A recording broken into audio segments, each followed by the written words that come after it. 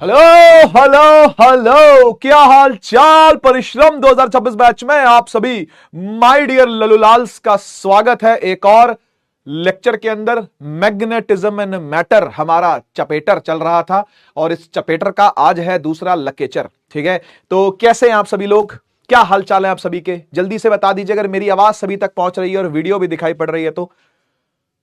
आज स्मार्ट लग रहे हैं, ओके थैंक यू। वैसे मैं सोच रहा था बाल कटवा लूं, लेकिन वही मंगलवार आ गया। देखो, जब भी मैं सोचता हूं बाल कटवाने की, मंगलवार आ जाता है यार, है ना। एक तो दिन ही बहुत कम छोड़े हैं हमारे कल्चर में, मंगलवार नहीं कटा सकते, है ना, और बृहस्पति नहीं कटा सकते, और शनिवार नहीं कटा सकते। कुल मिला के 4 दिन बचते हैं। उन दिनों में भी अगर मान लो मैं बिजी हो गया तो फिर मैं भूल जाता हूं कि बाल कटवाने हैं।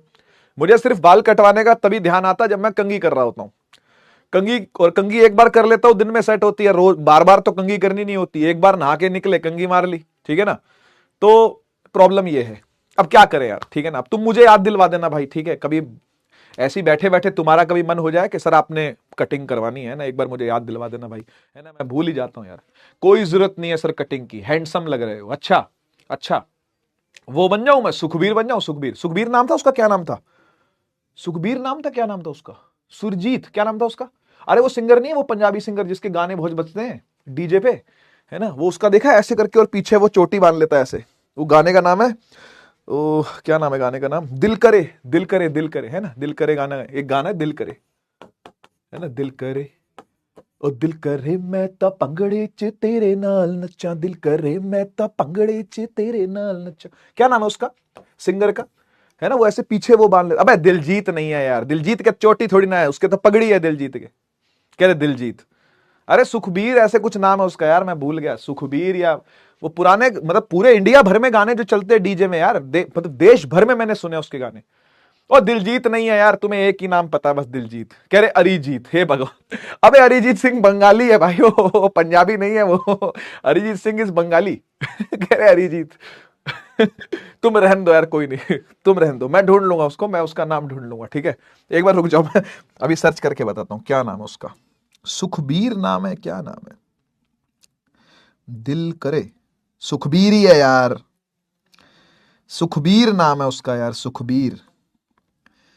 हाँ सुखबीर नाम है, सुखबीर।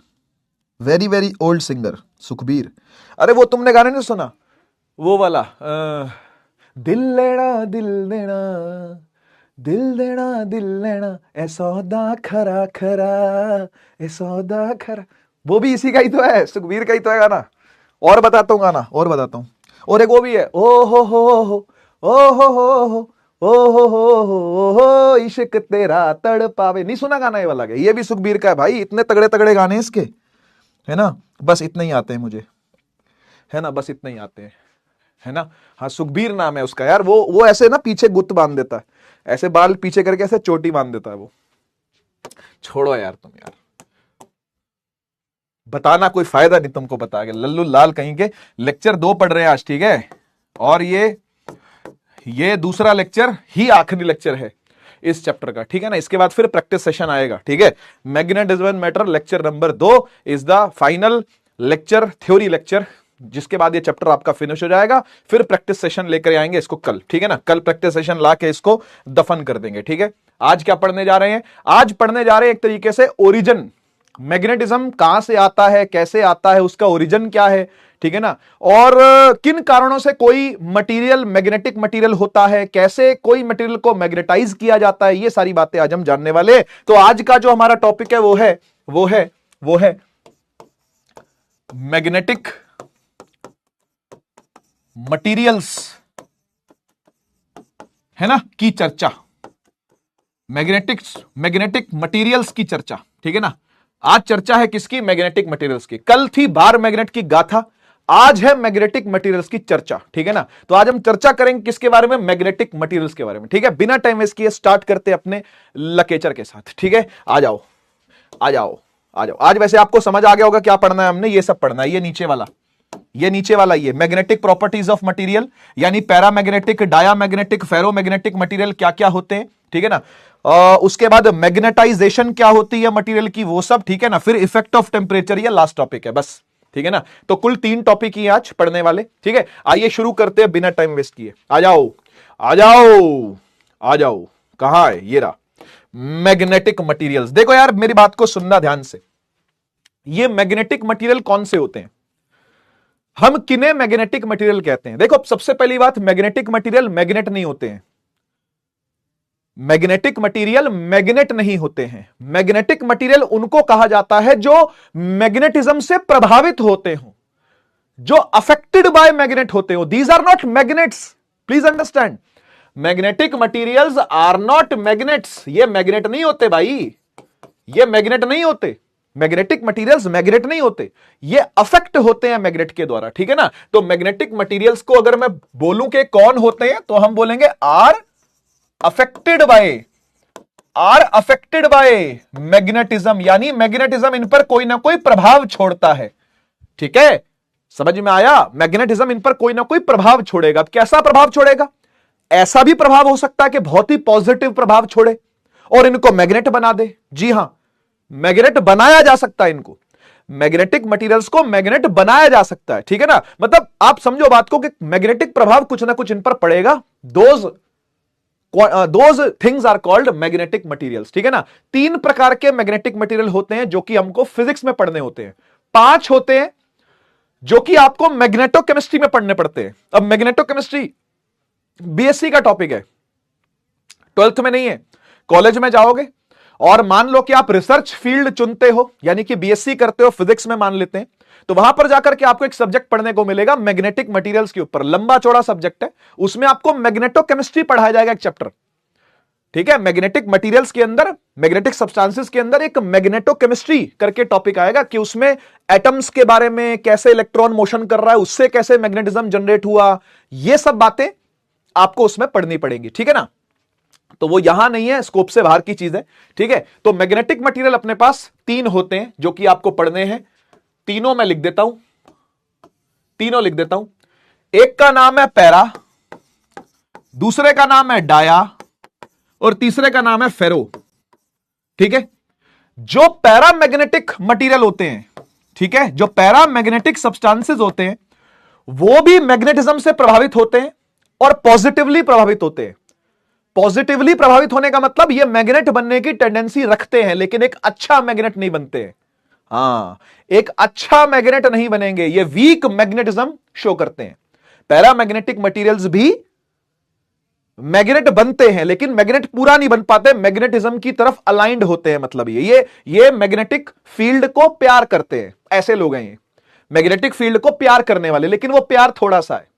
वो प्यार कैसा सा है, थोड़ा सा है। फिर आता है डायामैग्नेटिक मटेरियल्स, फिर आते हैं डायामैग्नेटिक मटेरियल्स। ये कैसे होते हैं, ये ऐसे मटेरियल्स हैं, मैं एग्जांपल भी दूंगा इनके, बाद में जाकर के बात करेंगे एग्जांपल्स के साथ, ठीक है ना। डायामैग्नेटिक मटेरियल ऐसे होते हैं जो मैग्नेटिक फील्ड से कतई प्यार नहीं करते, नफरत करते हैं, लेकिन वो नफरत बहुत स्ट्रांग नहीं है, वो नफरत है लेकिन वीक नफरत है। समझ गए ना। आपका भी ऐसा हो सकता है कि भाई कोई इंसान आपको बिल्कुल नहीं पसंद है, भाई इसकी तो शक्ल ही नहीं देख सकते हम, है ना। लेकिन कोई इंसान होता है कि चलो भाई झेल सकते हैं उसको, पसंद तो नहीं करते लेकिन चलो ठीक है झेला जाएगा, तो ऐसा ही है डायामैग्नेटिक। ये मैग्नेटिज्म को पसंद तो नहीं करता लेकिन फिर भी झेल लेता है, समझ गए ना। तो नफरत करता है लेकिन कमजोर नफरत है, वो तगड़ी नफरत नहीं करता, कमजोर नफरत करता है। और फिर आते हैं फेरोमैग्नेटिक सब्सटेंसेस, ये होते हैं एकदम राज दुलारे मैग्नेटिज्म के, एकदम मेरा राज दुलारा बेटा, गोदी में खेलने वाला, वो है फेरोमैग्नेटिक। मतलब ये कैसे हैं, ये ऐसे मटेरियल्स होते हैं जो कि मैग्नेटिज्म से बेइंतहा प्यार करते हैं और मैग्नेटिज्म भी इनसे बेइंतहा प्यार करता है, और यही बनते हैं सच्चे अर्थ में मैग्नेट्स। यही बनते हैं सच्चे अर्थ में, जो मैग्नेट आपको बाजारों में मिलते हैं वो सब फेरोमैग्नेटिक मटेरियल ही होते हैं, समझ गए ना। तो ये एकदम राज दुलारे हैं किसके, मैग्नेटिज्म के। खूब प्यार है मैग्नेटिज्म से इनको और इनको मैग्नेटिज्म से, दोनों को एक दूसरे से बहुत प्यार है। यहां पर भी प्यार है लेकिन उतना तगड़ा प्यार नहीं है, और यहां पर कैसा है, यहां पर नफरत है लेकिन उतनी तगड़ी नफरत नहीं है, वीक नफरत है।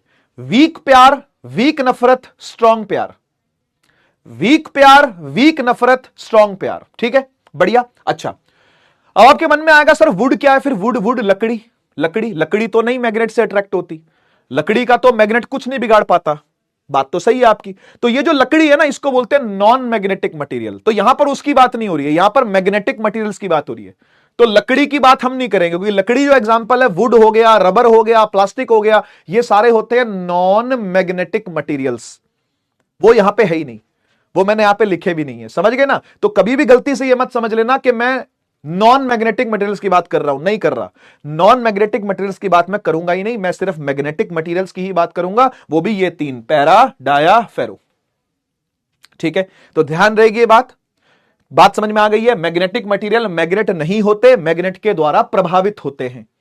ठीक है, मैग्नेट के द्वारा प्रभावित होते हैं। आइए, मैग्नेटिक मटेरियल्स की चर्चा शुरू करने से पहले कुछ ऐसे टर्मिनोलॉजी हैं जो आपको सीखनी पड़ती हैं, कुछ ऐसी टर्म्स हैं जो आपको सीखनी पड़ती हैं। कुछ टर्म्स के नाम मैं आपको बता देता हूं, कौन कौन सी टर्म्स है वो। कुछ टर्म्स के नाम मैं आपको जरूर बताऊंगा, नाम देख के घबराना नहीं।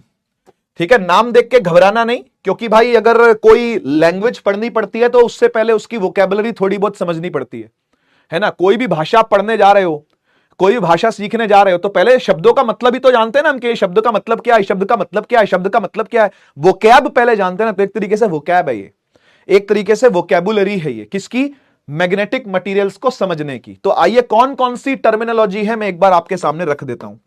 ठीक है ना, टर्मिनोलॉजी कहते हैं, टर्मिनोलॉजी यानी कौन कौन सी टर्म्स है जो आपको सुननी पढ़नी पड़ेंगी।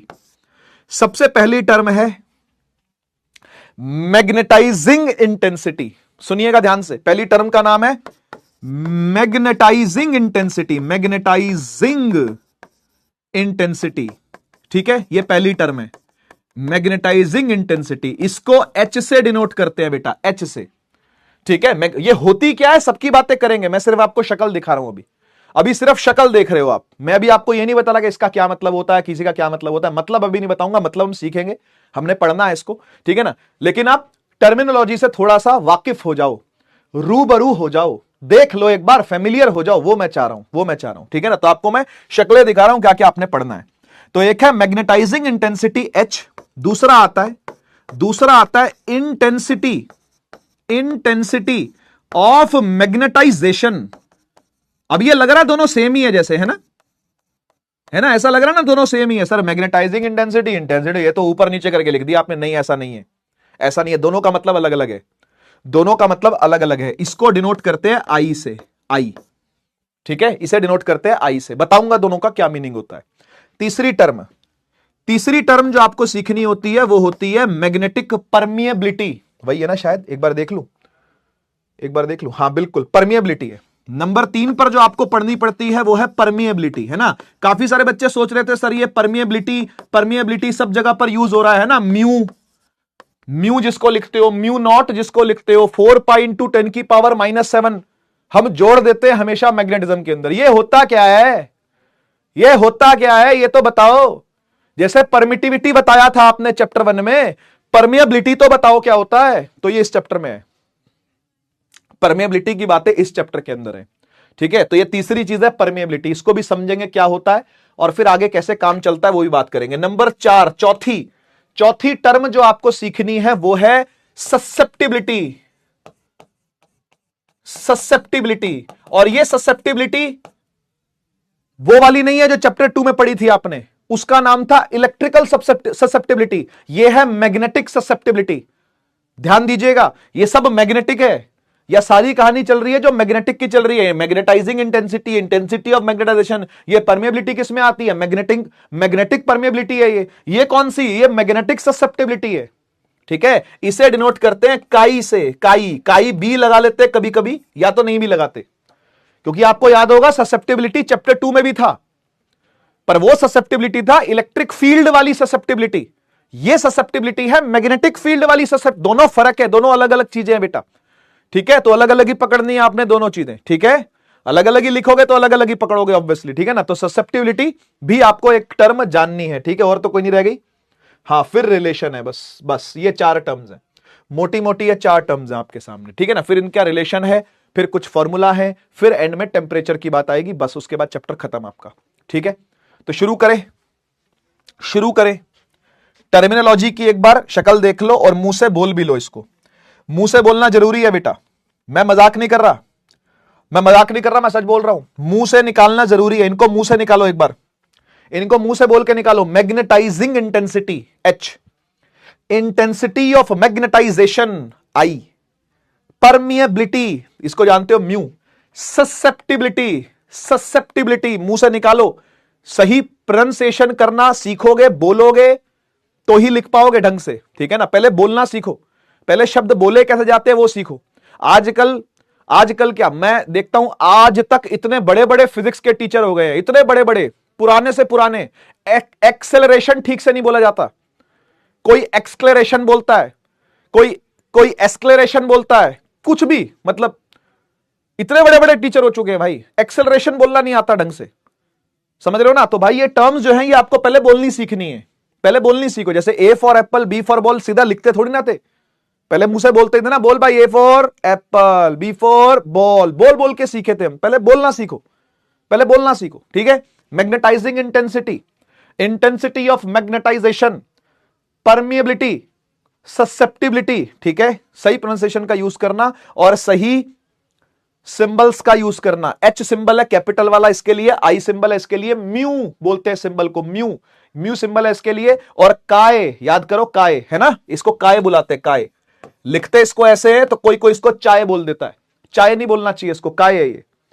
चाय बोलना भी गलत है, इसको चाय पढ़ना गलत है, इसको बोलना है काय, ठीक है। ये काय है, काय, काय बोला जाता है इसको, ठीक है जी। बस डन है, डन है। फिर आ जाओ शुरू करते हैं, शुरू करते हैं। पहली टर्म, इंपॉर्टेंट टर्मिनोलॉजी में पहली टर्म क्या है, मैग्नेटाइजिंग इंटेंसिटी, जिसको एच लिखा जा रहा है, यही है ना, मैग्नेटाइजिंग, जिंग जिंग, मैग्नेटाइजिंग इंटेंसिटी, ठीक है ना, मैग्नेटाइजिंग इंटेंसिटी जिसको एच लिखा जा रहा है। आइए इसका मीनिंग समझते हैं क्या है। कह रहा है ability of a solenoid to magnetize other, दूसरों पर प्रभाव डालने की एबिलिटी कितनी है, दूसरों पर आप कितना प्रभाव डाल रहे हो, आपकी बात जाके कितनी कैच हो जा रही है बच्चों में, वही अच्छा टीचर कहलाएगा, वही अच्छा टीचर कहलाएगा भाई। जिसका दिल आपके दिल से जुड़ गया, जिसकी बात कहने पर आप एक ही बार में बात मान लो, जिसका कहा गया आपके दिल और दिमाग में उतर जाए, क्या वो एक अच्छा प्रभावी टीचर नहीं है क्या, क्या वो एक अच्छा प्रभावी इन्फ्लुएंसर नहीं है क्या। बिल्कुल। तो ये वही वाली बात है कि टीचर की एबिलिटी कितनी है। मैं आपकी बात नहीं कर रहा, मैं अपनी बात कर रहा हूं। मेरी एबिलिटी कितनी है पढ़ाने की, मैं कितनी देर खड़ा होकर के पढ़ा सकता हूं, मैं कितनी एनर्जी से पढ़ा सकता हूं, मेरी बातों में कितना दम है, मेरे शब्दों का चयन कितना ठीक है, क्या मैं अपनी बात को सरलता से समझा पा रहा हूं। ये सारी बातें तुम पे थोड़ी लागू होती, मेरे पे लागू होती है। क्या मेरे कॉन्सेप्ट क्लियर है, क्या मैं ठीक तरीके से लेक्चर प्रिपेयर करके आया हूं, क्या मैं ठीक तरीके से खड़ा हो पा रहा हूं, क्या मेरी हेल्थ ठीक है, क्या मेरी वॉइस ठीक है।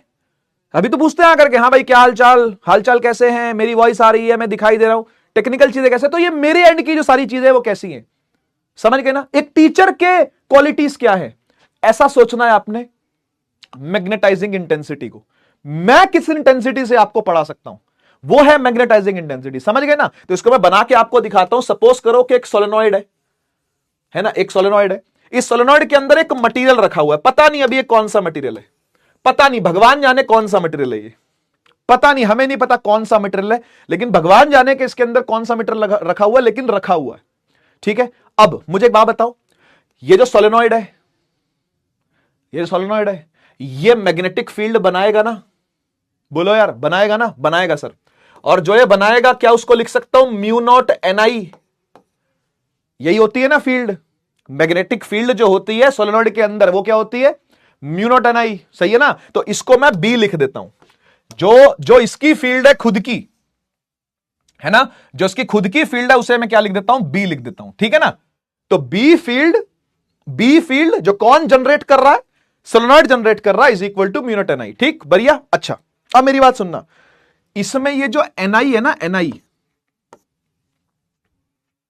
एन क्या होता है, number of turns per unit length, turn density बोलते हैं इसको। ये नंबर ऑफ टर्न्स नहीं होते हैं, याद करना, याद करो, ये छोटा एन जो होता है ये नंबर ऑफ टर्न्स नहीं होते हैं, number of turns per unit length होता है ये, है ना। और मल्टीप्लाई में कौन है, करंट है। इन दोनों को मिलाकर के ही एच लिखा जाता है, इन दोनों को मिलाकर के ही क्या लिखा जाता है, एच लिखा जाता है। और मैं इस बी को बी नॉट लिख देता हूं, बस ऐसे ही, बस ऐसे, ये बताने के लिए कि सोलेनॉइड की मैग्नेटिक फील्ड है, यह बताने के लिए कि यह मेरा प्रभाव है।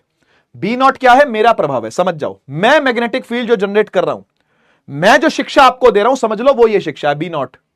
समझ गए ना? तो इसको बी नॉट लिख लिया क्योंकि ये म्यू नॉट था इसीलिए।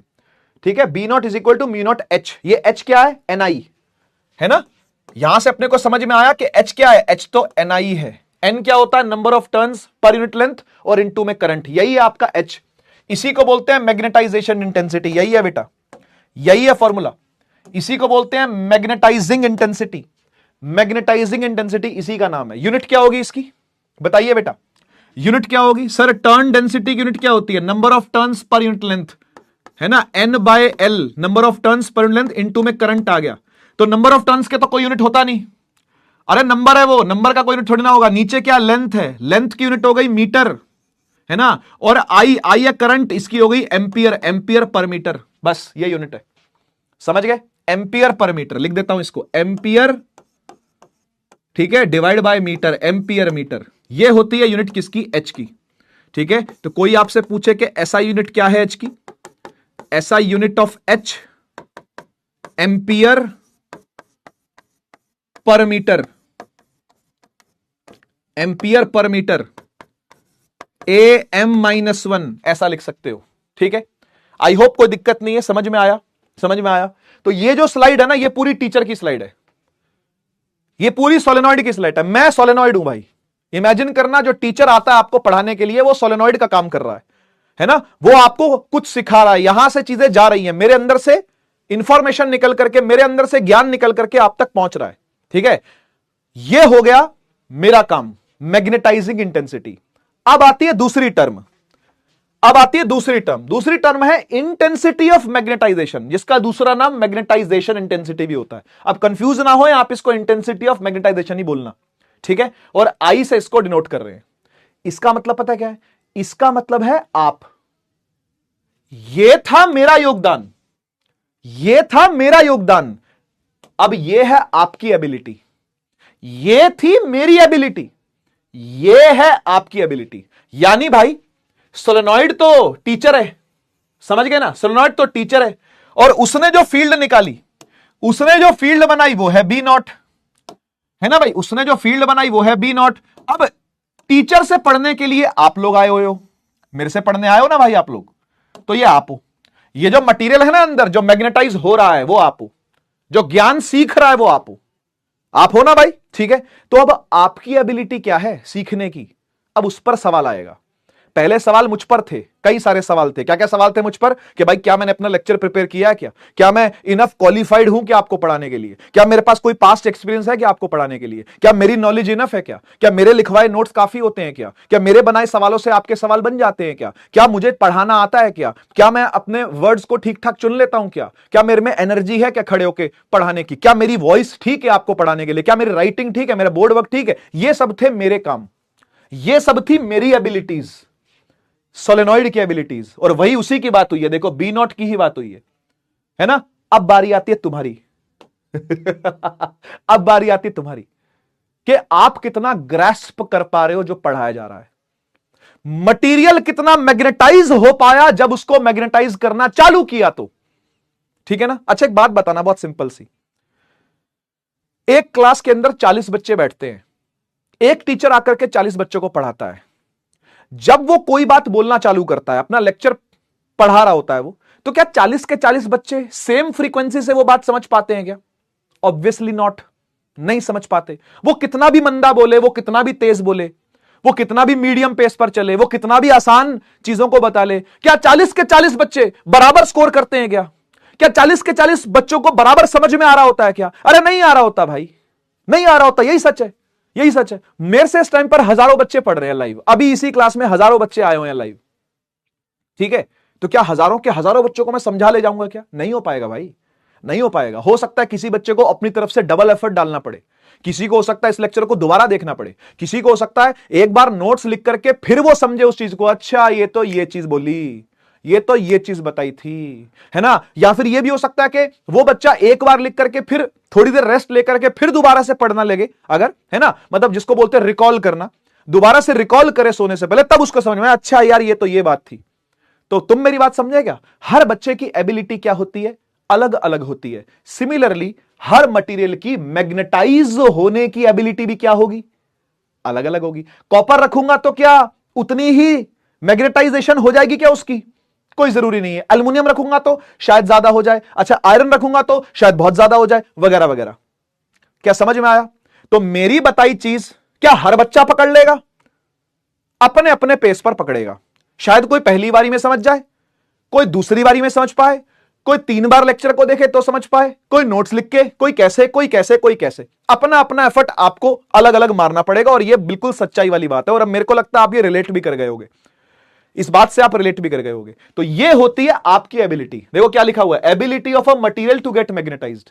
भाई आप में एबिलिटी कितनी है सीखने की? टीचर में तो चलो जो है सो है, टीचर में तो चलो ठीक है, जो एबिलिटी है सिखाने की वो सिखा रहा है, वो ये रही, वो ये रही, ठीक है ना। तुम में कितनी भूख है सीखने की? तुम में कितनी भूख है मैग्नेटाइज होने की? मटेरियल कितना चाहता है सीखना, मटेरियल कितना चाहता है पढ़ाई करना, मटेरियल में कितनी आग है सीखने की, वो ही मैग्नेटाइज हो पाएगा। जिसमें ज्यादा आग होगी, जिसमें ज्यादा भूख होगी, वो अच्छा मैग्नेटाइज हो पाएगा। ये बहुत सिंपल सी बात है। तो ये पीछे वाला जो था वो टीचर था, टीचर की एबिलिटी, और ये क्या है? ये स्टूडेंट की एबिलिटी है। फर्क समझ में आया? हजम करो, दोनों बातों को हजम करो जल्दी से, जल्दी जल्दी से हजम करो। फिर कुछ फॉर्मूले की बात करते हैं, फिर कुछ फॉर्मूले की बात करते हैं। हाँ, तो ये बात आपको समझ में आती है कि मटेरियल टू मटेरियल कहानी अलग चल रही है ना? मटेरियल टू मटेरियल कहानी अलग चलती है जी, मटेरियल टू मटेरियल कहानी अलग चलती है भाई, ठीक है ना? मटेरियल टू मटेरियल कहानी क्या चलती है? अलग चलती है, ठीक है। अच्छा, तो फिर एक बात बताओ, जितनी मैग्नेटिक फील्ड सोलेनॉइड दे रहा है वो है बी नॉट, वो है बी नॉट। लेकिन जितना मैग्नेटाइज ये बेचारा हो रहा है, अंदर बैठा स्टूडेंट पता नहीं कितना सीख रहा होगा कितना नहीं, लेकिन वो बी नॉट तो नहीं होगा। क्या बात समझते हो? क्या बात समझते हो? ये बी नॉट तो नहीं होगा, ये कुछ और होगा। इसको बीएम लिख सकते हो आप, है ना? कि कितनी मैग्नेटिक फील्ड प्रोड्यूस हुई है अंदर, कितना मैग्नेट बनने की कोशिश हुई है, कितना वो बेचारा मैग्नेट बन पाया, कितना एफर्ट वो मैग्नेट बनने के लिए डाल पाया, वो है बीएम। और आपको समझ में आता होगा कि बी नॉट और बीएम में फर्क होगा। टीचर की नॉलेज, स्टूडेंट की नॉलेज में फर्क होगा। टीचर जितना पढ़ा पा रहा है वो 100% है मान लो, पर क्या बच्चा 100% कैच कर लेगा? कोई जरूरी नहीं है। हो सकता है 99% कैच कर पाए, हो सकता है 95% कैच कर पाए। तो समझ रहे हो, ये है कैचिंग, ये है वो जो कैच हुआ है, ये है वो जो दिया गया है। क्या समझ में आया? क्या बात समझ में आई? अगर आप 4 रोटी खा जाओगे, एक ही बार में 4 रोटी खा गए जी, तो क्या चारों की चारों रोटी हजम कर लोगे क्या? कुछ बच्चों का हो सकता है पेट खराब हो जाए, कुछ बच्चा हो सकता है भाई नहीं जी मैं तो 5 खाता हूं। क्या बात समझ रहे हो ना भाई? तो अगर आप खा लोगे ज्यादा तो कितना पचा पाओगे? वो ये है, खा ज्यादा लिया, खा लिया जितना भी और ये पचा लिया, इतना खा लिया इतना पचा लिया। समझ गए ना बात को? इतना खा लिया इतना पचा लिया। इसको बोलते हैं मैग्नेटिक फील्ड कितनी प्रोड्यूस हुई है ना? इसको बोलेंगे magnetic field produced, magnetic field produced. और कहां प्रोड्यूस हुई है? Inside the material. ये मटेरियल के अंदर की कहानी है, इसलिए इसको बीएम लिखा गया है। ये मटेरियल के अंदर की कहानी है, इसलिए बीएम लिखा गया। और ये क्या है? ये है मैग्नेटिक फील्ड सोर्स्ड। इसको मैग्नेटिक फील्ड सोर्स कह सकते हो कि इतनी मैग्नेटिक फील्ड लगाई गई है। अप्लाइड कह दो, मैग्नेटिक फील्ड अप्लाइड। ये कौन ने किया है? ये कौन ने किया है? ये किया सोलेनॉइड ने, ये किया है सोलेनॉइड ने। समझ गए? समझ गए? बात समझ में आ गई? ठीक है। तो एबिलिटी किसकी एबिलिटी भाई? मटेरियल की। क्या होने की? मैग्नेटाइज होने की। इसी को क्या कहते हैं? Intensity of magnetisation. अच्छा, अब इसका फॉर्मूला क्या है जरा वो भी सुन लो, ठीक है। इसका फॉर्मूला होता है इंटेंसिटी ऑफ मैग्नेटाइजेशन का, यानी आई का फॉर्मूला होता है m बटा में वॉल्यूम। m बटा में वॉल्यूम। सर ये कहां से आ गया m बटा में वॉल्यूम? इसकी फील दिलवाता हूं आपको मैं, इसकी फील दिलवाता हूं। मुझे एक बात बताओ, जब ये अंदर का मटेरियल मैग्नेट बन जाएगा या मैग्नेट बन रहा होगा तो इसमें एक मैग्नेटिक मोमेंट का जन्म नहीं हो जाएगा क्या? बताओ, अरे बोलो ना यार। कोई भी मैग्नेट अगर होता है तो उसके अंदर मैग्नेटिक मोमेंट का जन्म होना चाहिए कि नहीं होना चाहिए? होना चाहिए सर। बस मैग्नेटिक मोमेंट को किससे डिवाइड कर दिया? वॉल्यूम से। यानी कितनी जगह में वो मैग्नेटिक मोमेंट आ रही है, वॉल्यूम कितनी है, इसकी कुछ वॉल्यूम होगी ना भाई। इस पदार्थ की, इस मटेरियल की कुछ वॉल्यूम होगी या नहीं होगी? हां होगी। तो कितनी मैग्नेटिक मोमेंट आई है पर यूनिट वॉल्यूम, कितनी मैग्नेटिक मोमेंट आई है पर यूनिट वॉल्यूम, उसको बोलते हैं आई। समझ गए? उसे बोलते हैं आई। तो जैसे ये एच था, ये एच क्या था? एनआई। इसको एच बोल रहे थे बेटा हम, ये एच था हमारा एनआई। ये तो बी है, ये बी अलग चीज है, ये तो मैग्नेटिक फील्ड है बेटा। ऐसे यहां पर भी देखो, ये तो बीएम है, ये आई नहीं है, ये बीएम है, इसको आई नहीं बोलते, कंफ्यूज ना होए। ये बीएम है, ये आई नहीं है। आई क्या है? आई है magnetic moment divide by volume, magnetic moment divide by volume. ठीक है, समझे बात को? Magnetic moment divide by volume. और वॉल्यूम किसकी है भाई? ये वॉल्यूम है मटेरियल की। ठीक है ना, वॉल्यूम किसकी है? मटेरियल की। अच्छा, अब आ जाओ जरा, कैपिटल एम बाय वॉल्यूम की बात हो गई। हां हो गई। अच्छा, क्या मैं इस मैग्नेटिक मोमेंट को लिख सकता हूं एम इंटू एल? कल का लेक्चर जिन्होंने देखा होगा वो पकड़ पा रहे होंगे, कैपिटल एम को स्मॉल एम इंटू एल लिख सकते हैं। ये मैग्नेटिक पोल स्ट्रेंथ हो गई है ना, और ये हो गया लेंथ। बढ़िया सर, कोई दिक्कत नहीं। अच्छा, डिवाइड बाय वॉल्यूम क्या होता है? वॉल्यूम होता है एरिया इंटू लेंथ। बात तो सही है, वॉल्यूम होता है एरिया इंटू लेंथ। तो देख, लेंथ से लेंथ कट गया, लेंथ से लेंथ कट गया, तो ऊपर क्या आ गया? ऊपर आ गया मैग्नेटिक पोल स्ट्रेंथ, है ना। अच्छा, मैग्नेटिक पोल स्ट्रेंथ की यूनिट क्या थी? यूनिट निकालना बता रहा हूं, यूनिट बता रहा हूं क्या थी, यूनिट निकालना बता रहा हूं, है ना। ये आ गया एम बाय ए, है ना, small M bye A.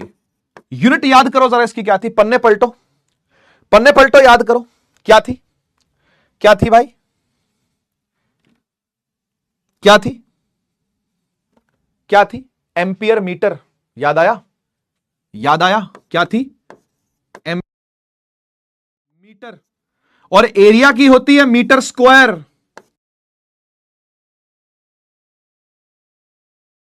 Ampere divide by metre, ampere by metre. यही ऐसा यूनिट है, यही ऐसा यूनिट है किसकी? आई की। आई की ऐसा यूनिट भी यही है, एम्पियर मीटर -1। देख सेम है, बिल्कुल सेम है, बिल्कुल सेम है। देख, ऐसा यूनिट एच की भी क्या है? Ampere per metre, ampere divide by metre, है ना। यानी ए एम -1, यहां भी वही है, यहां भी वही है same, ampere per metre A M -1। ठीक है ना, क्योंकि जो मैग्नेटिक पोल स्ट्रेंथ थी उसकी यूनिट थी एम्पियर मीटर। कल की क्लास याद करो, एम्पियर मीटर। और एरिया होती है मीटर स्क्वायर, तो 1 मीटर से 1 मीटर उड़ गया, एम्पियर पर मीटर आ गया। ये इसकी ऐसा यूनिट है। ठीक है ना, हजम करो, आराम आराम से पढ़ रहे हैं, कोई जल्दीबाजी में भाग नहीं रहे हम। ठीक है, कोई जल्दीबाजी में भाग नहीं रहे भाई, आराम आराम से पढ़ रहे हैं। ठीक है, तो मेरे हिसाब से 2 टर्म्स आपको समझ में आई, 2 टर्म्स आपको समझ में आई। ठीक है ना, एक टर्म हमने बोली टीचर का प्रभाव, और दूसरा है बच्चे की अपनी कैपेबिलिटी कितनी है सीखने की। और हर बच्चे की कैपेबिलिटी सेम नहीं हो सकती। सेम कहानी, हर मटेरियल सेम तरीके से मैग्नेटाइज नहीं हो सकता, कोई ज्यादा मैग्नेटाइज होगा, कोई कम मैग्नेटाइज होगा। क्या बात सही है? हां, पर मैग्नेट बन जरूर सकते हैं, मैग्नेट बन जरूर सकते हैं, पर वो उनकी खुद की एबिलिटी पर डिपेंड करता है ना। ऐसी आप में से बहुत सारे बच्चे साइंटिस्ट बन सकते हैं, बहुत सारे बच्चे इसरो जा सकते हैं, बहुत सारे बच्चे नासा जा सकते हैं, बहुत सारे बच्चे प्रोफेसर बन सकते हैं बड़े बड़े कॉलेजेस के अंदर। ठीक है ना, चांसलर, वाइस चांसलर बन सकते हैं, बड़ी बड़ी कंपनियों के मालिक बन सकते हैं। क्यों नहीं बन सकते भाई? बिल्कुल बन सकते हैं। आपकी एबिलिटी क्या है, लेकिन वो आपको बढ़ानी पड़ेगी, आपको अपनी योग्यता निपुण करनी पड़ेगी, निपुणता बढ़ानी पड़ेगी। और वो डिसिप्लिन से ही होता है भाई, उसका एक ही चाबी है, उसकी एक ही तरीका है, डिसिप्लिन में रहना। ठीक है ना, यानी डिसिप्लिन से काम करना। 2 टर्म्स मैं समझा चुका हूं, चलते हैं तीसरे टर्म पर। तीसरा टर्म है मैग्नेटिक परमिएबिलिटी। और परमिएबिलिटी को आप सभी जानते हो, डिनोट किया जाता है म्यू से। म्यू, हम इसे म्यू नॉट क्यों लिखते थे? क्योंकि वो फ्री स्पेस की बात थी। हम जब इसको म्यू नॉट लिखते हैं बेटा, हम जब इसको म्यू नॉट लिखते हैं तो वो है permeability of free space, permeability of free space, जिसकी वैल्यू आपको पता है 4 पाई इंटू 10 की पावर -7 है। लेकिन कभी अगर इसको म्यू लिख दिया तो, कभी इसको म्यू लिख दिया तो, अरे म्यू लिख दिया तो परमिएबिलिटी मीडियम की है, परमिएबिलिटी ऑफ मीडियम, किसी मीडियम की परमिएबिलिटी की बात हो रही होगी, समझ गए ना। तो म्यू नॉट कब लिखा जाएगा? फ्री स्पेस के लिए। म्यू कब लिखा जाएगा? जब मीडियम की चर्चा हो रही होगी, मीडियम की चर्चा हो रही होगी। क्लियर है बात? बढ़िया। कुछ यादों की बारात देना चाहता हूं आपको मैं चैप्टर 1 से दोबारा, यादों की बारात फ्रॉम चैप्टर 1। सुनिएगा सुनिएगा, आप जब चैप्टर 1 पढ़ रहे थे, और जिन्होंने पढ़ा होगा उन्हीं को याद आएगा, जिन्होंने नहीं पढ़ा है वो, मैंने पहले ही बोला कि भाई ना देखें इस चैप्टर को, पहले चैप्टर 1 पढ़ लें। हां, तो यादों की बारात ये कहती है चैप्टर 1 की कि भाई आपने एक एप्सिलॉन नॉट देखा था जो था परमिटिविटी ऑफ फ्री स्पेस। याद दिलवाता हूं, परमिटिविटी ऑफ फ्री स्पेस है ना, जिसकी वैल्यू थी 8.85 इंटू 10 की पावर -12 है ना। अच्छा, फिर एक था एप्सिलॉन, ये एप्सिलॉन नॉट, ये एप्सिलॉन क्या था? परमिटिविटी ऑफ मीडियम, इसे कहते हैं बेटा परमिटिविटी ऑफ मीडियम। कोई मीडियम की बात हो रही है ये, ठीक है ना। और आप याद करो, आप याद करो, हम ऐसा लिखा करते थे एप्सिलॉन आर, रिलेटिव परमिटिविटी। याद कर, याद कर, रिलेटिव परमिटिविटी है ना, रिलेटिव परमिटिविटी। और रिलेटिव परमिटिविटी को, रिलेटिव परमिटिविटी का दूसरा नाम के भी था, K dielectric constant, dielectric constant. ये दोनों एक ही बात होती है, ये दोनों एक ही बात होती है, ठीक है ना। ER बोले या के बोले एक ही बात होती है। और इनके बीच में एक फॉर्मूला भी स्थापित किया था हमने, इनके बीच में एक फॉर्मूला भी स्थापित किया था। क्या फॉर्मूला था वो फॉर्मूला था कि जहां कहीं भी आपको E दिखे, याद आ रहा है, जहां कहीं भी मतलब एप्सिलॉन दिखे, सॉरी E नहीं, एप्सिलॉन दिखे, तो आप उसको के एप्सिलॉन नॉट लिख दो। यानी एप्सिलॉन दिखे तो एप्सिलॉन आर एप्सिलॉन नॉट लिख दो, यानी एप्सिलॉन आर होता है एप्सिलॉन बटा एप्सिलॉन नॉट। याद आया? एप्सिलॉन आर होता है एप्सिलॉन बटा एप्सिलॉन नॉट। मीडियम का ऊपर, फ्री स्पेस का नीचे, दोनों का रेशियो एप्सिलॉन आर। सिमिलरली बिल्कुल सेम तरीके से वही एनालॉजी यूज करते हुए बेटा, म्यू नॉट होता है permeability of free space, mu होता है परमिएबिलिटी ऑफ मीडियम, और एक होगा परमिएबिलिटी रिलेटिव वाली, रिलेटिव परमिएबिलिटी, उसको लिखते हैं म्यू आर। म्यू आर, और म्यू आर क्या होगा? म्यू बटा म्यू नॉट, म्यू बटा mu naught, mu divide by mu not, ठीक है ना, mu divide by mu not. इसको क्या बोलते हैं? इसको बोलते हैं relative permeability, relative permeability, relative permeability. समझ गए? कोई यूनिट हो नहीं सकती इसकी, क्योंकि दोनों का रेशियो है तो कट जाएगा। नो यूनिट है ना, नो यूनिट, यूनिटलेस है, ये यूनिटलेस है, ध्यान रहेगा ना। इसका भी कुछ यूनिट, इसका भी कुछ यूनिट आपस में कट जाएगा, ठीक है। तो ऊपर वाला रखा बेटा मीडियम के लिए, और नीचे वाला रखा बेटा फ्री स्पेस के लिए। किसके लिए? फ्री स्पेस, मतलब वैक्यूम बोल सकते हैं, एयर बोल सकते हैं। फ्री स्पेस का दोनों मतलब हो सकते हैं, वैक्यूम और एयर दोनों चलता है फ्री स्पेस में, वैक्यूम एयर दोनों चलते हैं, ठीक है। हां, तो सर ये पूरी मैथ तो आपने समझा दी, यादों की बारात भी बता दी, रिलेट भी करवा दिया, लेकिन मीनिंग तो बताओ। मतलब कौन बताऊंगा? अरे मैं बताऊंगा, सुन मतलब बताता हूं। परमिएबिलिटी का मतलब भाई बिल्कुल वैसा ही है जैसे आप बायो के अंदर पढ़ते हो ना, permeable membrane, semi permeable membrane, osmosis होता है, हायर डेंसिटी से लोअर डेंसिटी मूव करता है, लेकिन रिवर्स ऑस्मोसिस के अंदर लोअर डेंसिटी से हायर डेंसिटी मूव करता है through a semi permeable membrane. कुछ ऐसा पढ़ा था बचपन में, याद करो, और बायो वाले तो खैर अभी पढ़ ही रहे होंगे उस चीज को। ये परमिएबल का मतलब क्या होता है? आर पार करना। सेमी परमिएबल का मतलब कुछ चीजें रह जाएंगी, कुछ चीजें ही आर पार हो पाएंगी। बायो है थोड़ी थोड़ी आती है, थोड़ी थोड़ी इतनी सी, है ना। तो समझ रहे हो ना, वो ऐसी मेम्ब्रेन है जिसके थ्रू सब कुछ आर पार नहीं हो पाएगा। सेमी परमिएबल मेम्ब्रेन है, यानी कुछ चीजें रह जाएंगी, कुछ चीजें पार हो जाएंगी। सिमिलरली कुछ ऐसे मटेरियल होते हैं, सुनिएगा, कुछ ऐसे मटेरियल होते हैं जिनके थ्रू मैग्नेटिक फील्ड खुशी खुशी जाती है, खुशी खुशी, घुस घुस के। मतलब ये वाली तो ऐसे जाएगी जाएगी, ये वाली जो है ना वो ऐसे जाएगी, ये वाली बोलेगी मेरे को भी जाना है, ये वाली बोलेगी भाई मुझे भी जाना है, ये वाली बोलेगी भाई मैं भी जाऊंगी, ये वाली बोलेगी भाई मैं भी जाऊंगी, ये वाली बोलेगी भाई मैं भी जाऊंगी। समझ गए ना, समझ गए ना। तो ये कैसा मटेरियल है? ये ऐसा मटेरियल है जिसकी परमिएबिलिटी हाई है, ज्यादा है, क्योंकि ज्यादा पसंद कर रही हैं इसको मैग्नेटिक फील्ड्स। मैग्नेटिक फील्ड का पसंदीदा है ये, मैग्नेटिक फील्ड का प्यारा है ये, मैग्नेटिक फील्ड का राज दुलारा है ये। इसमें ज्यादा फील्ड लाइंस पास होती हैं। लिखा हुआ देखो, it measures how many magnetic field lines can penetrate inside the material. कितनी पेनिट्रेट कर सकती हैं, कितनी घुस सकती हैं उसके अंदर। समझ गए ना, मटेरियल में कितनी घुस सकती है। ठीक है, अच्छा मान लो फिर एक मटेरियल ऐसा भी है, इधर देख, इधर देख, एक मटेरियल ऐसा भी है जिसमें जिसमें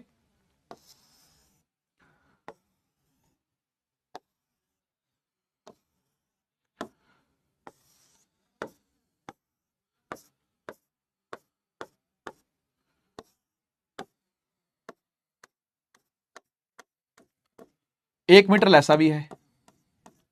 अब मुझे बताओ, एक ये मटेरियल, एक ये मटेरियल, इसका म्यू म्यू1 मान लेते हैं, इसका म्यू म्यू2 मान लेते हैं। मुझे बताइए दोनों में से कौन बड़ा, म्यू1 बड़ा कि म्यू2 बड़ा? चैट ऑन कर रहा हूं, चैट ऑन कर दी है, मुझे आंसर दीजिए आप, मुझे आंसर दीजिए भाई, कौन सा म्यू बड़ा, कौन सा म्यू बड़ा? म्यू1 बड़ा कि म्यू2 बड़ा? म्यू1 बड़ा कि म्यू2 बड़ा? म्यू1 बड़ा कि म्यू2 बड़ा? म्यू1 बड़ा कि म्यू2 बड़ा? अरे ऑब्वियसली म्यू1 बड़ा यार, है ना, जिसमें जिसमें ससेप्टिबिलिटी कह रहा हूं, परमिएबिलिटी ज्यादा हो। ठीक है, मतलब number of field lines, number of magnetic field lines उसके थ्रू क्या होंगी, ज्यादा पास होंगी, यानी वो एक अच्छा मैग्नेट बनने की प्रोबेबिलिटी रखता है, एक अच्छा मैग्नेट बनने की प्रोबेबिलिटी रखता है, एक अच्छा मैग्नेट बनने की प्रोबेबिलिटी रखता है। समझ गए ना? ठीक है, बढ़िया, समझ में आ गया। तो ये वाला बड़ा है, यानी म्यू1 इज ग्रेटर देन म्यू2। ध्यान रखिएगा, ध्यान रखिएगा, बढ़िया। आगे बढ़ते हैं, काफी सारे बच्चे सही पकड़ रहे थे बात को, लगभग 98% बच्चों ने सही जवाब दिया है। हम चलते हैं लास्ट टर्म की तरफ, फोर्थ टर्म, जिसका नाम है मैग्नेटिक ससेप्टिबिलिटी। देखो, ससेप्टिबिलिटी का सीधा मतलब बताता हूं, सेंसिटिविटी होता है, सेंसिटिविटी। मैंने आपको वो चूटी काटने वाला एग्जांपल भी दिया था कि भाई हल्की सी चूटी काटी तो उछल पड़ा, जरा सी चूटी काटी उछल पड़ा, है ना। और कोई मोटी चमड़ी वाला देर तक भी चूटी काटे रखोगे, दर्द तो हो रहा है लेकिन सह रहा है। तो सहन शक्ति कितनी है?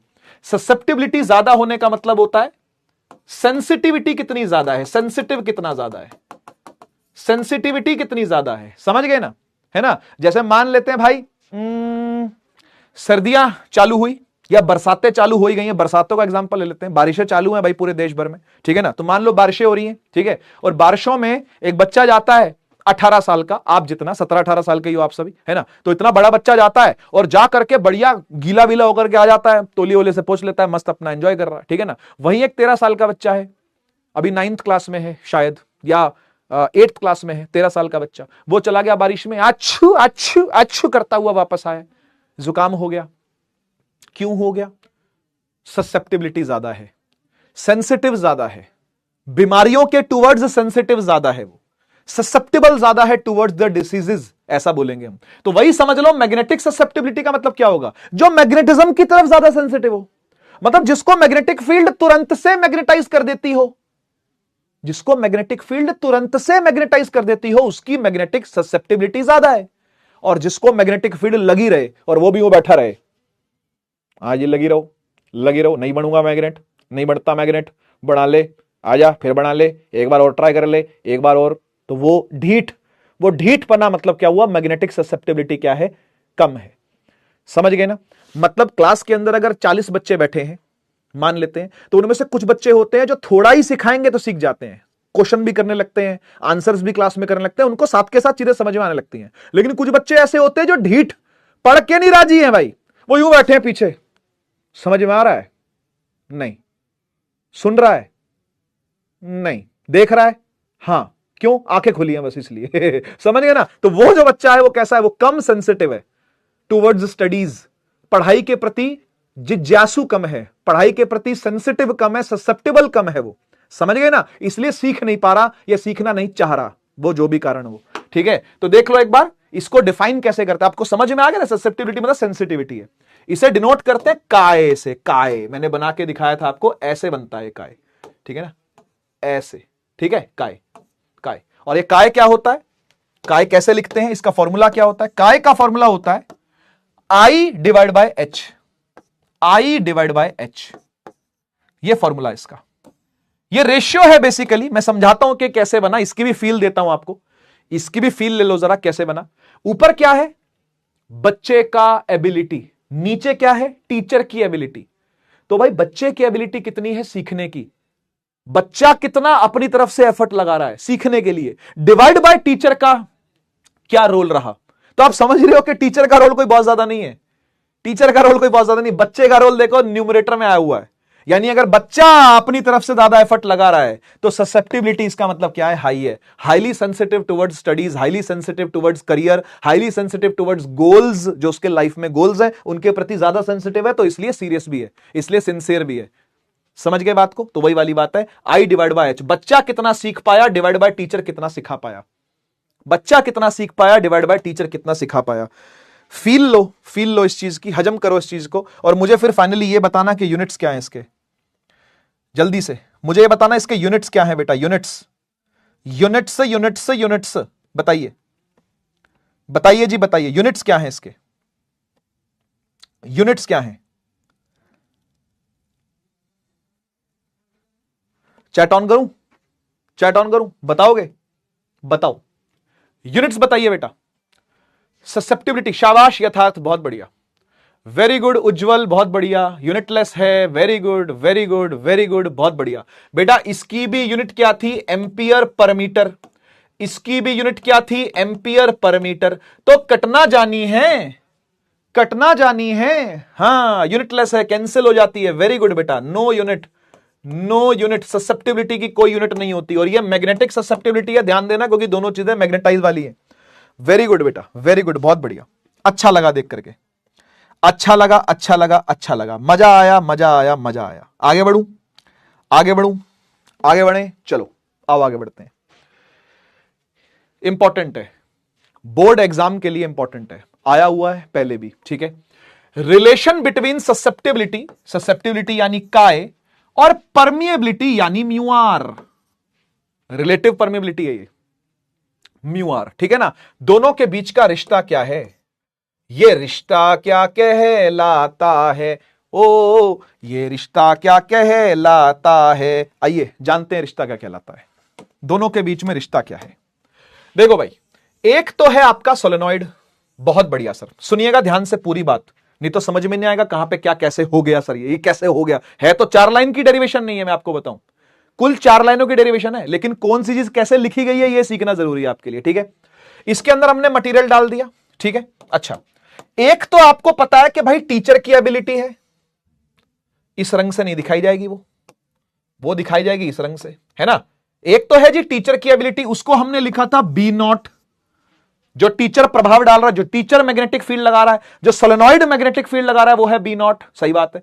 अच्छा, और बच्चा कितना सीख पा रहा है, मतलब मटेरियल कितना उस मैग्नेटिक फील्ड को पकड़ पा रहा है, वो कितना अपने अंदर मैग्नेटिक मोमेंट्स पैदा कर पा रहा है, वो है बीएम, वो है बीएम, सही बात है ना, बढ़िया। मुझे एक बात बताओ, मुझे एक बात बताओ, अगर बी नॉट पहले से जितनी थी सो थी, है ना। अच्छा, बीएम भी अब और आ गई है, बीएम भी और आ गई है, तो मुझे बताओ क्या नेट मैग्नेटिक फील्ड बढ़ नहीं जाएगी? क्या पूरी मैग्नेटिक फील्ड टोटल कर ले अगर हम, तो ये बी नॉट और बीएम मिल नहीं जाएंगे, दोनों मिल जाएंगे सर, सही बात है। तो अगर मैं लिखना चाहूं net magnetic field, net magnetic field vectorially, तो क्या वो दोनों का सम नहीं होना चाहिए? क्या वो दोनों का सम नहीं होना चाहिए? हाँ या ना बताओ, हाँ या ना बताओ भाई, क्या ये लिखना गलत है? क्या ये लिखना गलत है? क्या ये लिखना गलत है? नेट मैग्नेटिक फील्ड क्या दोनों का सम नहीं होगी? क्या होगी यार, वेक्टोरियल सम होगी दोनों का, ठीक है ना। अच्छा, मुझे बताओ बेटा, बी नॉट कैसे लिखा करते थे आप? बी नॉट कैसे लिखा करते थे? सर हम लिखा करते थे इसको mu naught N I, mu naught N I.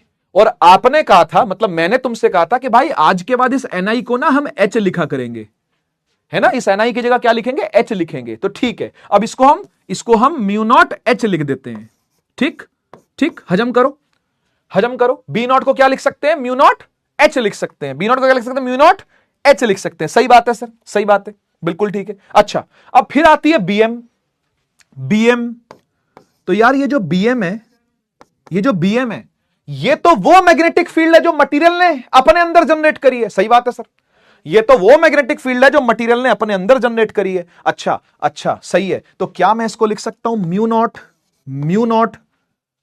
और जब मटेरियल की बात करेंगे, पहले तो हमने किसकी बात करी थी, टीचर की, टीचर के प्रभाव की, फिर आती है बात बच्चे के प्रभाव की, कि बच्चा मतलब बच्चा कितना प्रभावित हुआ है, टीचर ने कितना सिखाया, बच्चा कितना सीखा। तो बच्चा कितना सीखा, क्या उसको म्यू नॉट आई नहीं लिखना चाहिए क्या? ये बच्चे वाली बात हो गई ना, इंटेंसिटी ये वाली, ये वाला बीएम, ये वाला बीएम, क्या इसको म्यू नॉट आई नहीं लिखना चाहिए अपने को क्या? क्योंकि ये आई किस पर हुआ है, बच्चे पर हुआ है। आई यानी प्रभाव किस पर पड़ा है, बच्चे पर पड़ा है, तो इसको म्यू नॉट आई, जैसे इसको म्यू नॉट, सिमिलरली जैसे इसको म्यू नॉट एच लिखा है ना भाई, इसको म्यू नॉट आई लिख दिया है। ये समझो, ये समझो, ठीक ठीक, जैसे उसको म्यू नॉट एच लिखा है वैसे इसे क्या लिख दिया, म्यू नॉट आई लिख दिया, ठीक है। और साथ ही साथ बी नेट लिखना हो, अगर मुझे बी नेट मैग्नेटिक फील्ड लिखनी हो, तो इसे कैसे लिखा जाएगा? इसे लिखा जाएगा भाई, कुछ म्यू है। अब आप सोचोगे सर ये म्यू क्यों आ गया, इधर म्यू नॉट है, इधर म्यू नॉट है, इधर म्यू क्यों आया? क्योंकि भाई म्यू का मतलब अंदर कौन सा मीडियम है, तो आपने कोई ना कोई अंदर मीडियम डाल ही रखा है ना। तो ये अभी हमने खाली रख दिया कि भाई कोई म्यू है, हो सकता है म्यू नॉट ही हो। मेरी बात को समझना, हम इसे जनरलाइज लेकर के चल रहे हैं कि भाई ये म्यू है, हो सकता है कोई म्यू नॉट ही हो, क्या पता, किसको पता, किसको पता भाई, है ना भाई, ठीक है। तो हम यहां पर इसको म्यू एच लिख देंगे, ठीक है। अच्छा, अब एच क्यों लिखा? एच इसलिए लिखा भाई क्योंकि देख, सोलेनॉइड जो फील्ड लगा रहा है वो बी नॉट है, ठीक है, बी नॉट फील्ड है, और बी नॉट को लिखा जाता है म्यू नॉट एन आई, तो एन आई की जगह पर हमने एच रख दिया। लेकिन अब जब मटेरियल अंदर डाल दिया गया है तो इसको म्यू तो नहीं लिख सकते, और इसको म्यू नॉट तो नहीं लिख सकते, इसको म्यू लिखना पड़ेगा, समझ गए ना। और एच वैसे का वैसा ही रह गया, ये फर्क हुआ है दोनों में। तो ये आपको तीनों याद करने एक तरीके से, ये आपको भूलने नहीं है, ये तीनों चीजें ही ड्राइव करके देंगी इसको, ठीक है। अब आप चाहे एनसीईआरटी खोल के देख लेना, कहीं से भी देख लेना, ये तीनों चीजें ही यहां पर रख करके आप ड्राइव कर पाओगे, ठीक है। मैं एक बार फिर से समझाता हूं ये सब कैसे बने, सुनिएगा। जो बी नॉट है वो म्यू नॉट एन आई था, एन आई को हमने एच लिख लिया, ठीक है। अब जब इसके अंदर मटेरियल डाल दिया गया है तो नेट मैग्नेटिक फील्ड की बात अगर हम करेंगे, यानी बी नेट की बात हम करेंगे, तो म्यू तो नहीं लिख सकते इसको, अंदर कोई मटेरियल आ गया है शायद, तो इसको हम म्यू लिखेंगे, इसे म्यू लिखेंगे, है ना। और साथ में एच वैसे का वैसा ही रह गया, एच यही वाला था ऊपर वाला, वो वैसे का वैसे रह गया, ठीक है ना, मतलब उसको छेड़ा ही नहीं हमने, वो एच जैसा था वैसे का वैसा रह गया। और ये आती है बीएम की बारी, ये है जो बच्चा सीखा है, ये है जो बच्चा सीखा है, इसे लिखेंगे म्यू नॉट एच, नहीं लिख सकते ना, इसे लिखेंगे म्यू नॉट आई, क्योंकि इसका जो एच है वो एक तरीके से आई से रिप्लेस हो रहा है यहां पर, क्योंकि ये बच्चे की बात हो रही है, ये बात हो रही है स्टूडेंट की, समझ गए ना, ये बात हो रही है टीचर की, ठीक है। और ये बात हो रही है टोटल, कि टोटल में क्या सीखा, टोटल में कौन क्या प्रभाव डाल रहा है, वो बात हो रही है यहां पर। तो टोटल जो है वो टीचर प्लस स्टूडेंट दोनों का मिलकर के आएगा, जो टोटल रिजल्ट निकल करके आएगा उसमें आपका और मेरा दोनों का फायदा है, आपको और मेरे को दोनों को खुशी मिलेगी उस चीज से। तो वही है वो नेट मैग्नेटिक फील्ड, समझेगा। अब इसको पुट करते हैं जरा, बी नेट की वैल्यू कितनी है सर, म्यू एच है, आ जाओ यहां पे म्यू एच पुट करते हैं, म्यू एच, ठीक है, mu H is equal to B naught कितना है, ये है म्यू नॉट एच, ये है म्यू नॉट एच, और बीएम कितना है सर, ये है mu naught I, mu naught I, ठीक है, बढ़िया। म्यू नॉट कॉमन ले लो एक बार जरा, अंदर आ गया एच प्लस आई, ठीक, कोई दिक्कत नहीं। यहां पर ये म्यू है और यहां पर ये एच है, सही। अच्छा, एक काम कर, म्यू नॉट को नीचे ले जा, इसके म्यू के डिवाइड में म्यू नॉट को ले जा, तो म्यू के डिवाइड में म्यू नॉट आ गया, साथ में एच आ गया, is equal to H plus I, कोई दिक्कत यहां तक, कोई दिक्कत? देख 4 लाइन की डेरिवेशन है, कुछ नहीं। और इस एच को इनके नीचे ले जा, इस एच को इनके नीचे ले जा, ये बन जाएगा देखो mu divide by mu naught, H by H plus I by H, H से एच कट गया, 1 1 रह गया।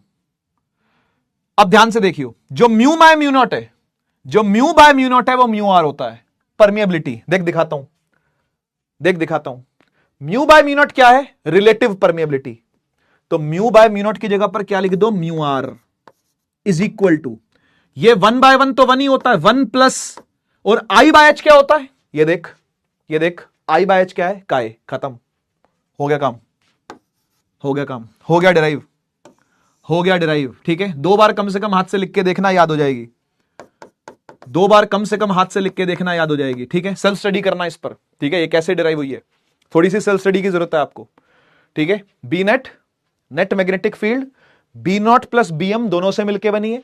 तीनों के फॉर्मूले यहां से उठा के पुट कर दिए, जैसे जैसे जो बनते थे वो जैसे नेट का म्यू एच बनता था, दोनों का म्यू नॉट बनता था, इसका एच और उसका आई, म्यू नॉट कॉमन ले लिया, एच प्लस आई हो गया, म्यू नॉट को डिवाइड में ले गए, इसके एच को वहां ले गए, एच बाय एच मिलके वन हो गया, आई बाय एच का आई होता है, और म्यू बाय म्यू नॉट जो है वो म्यू आ रहा है।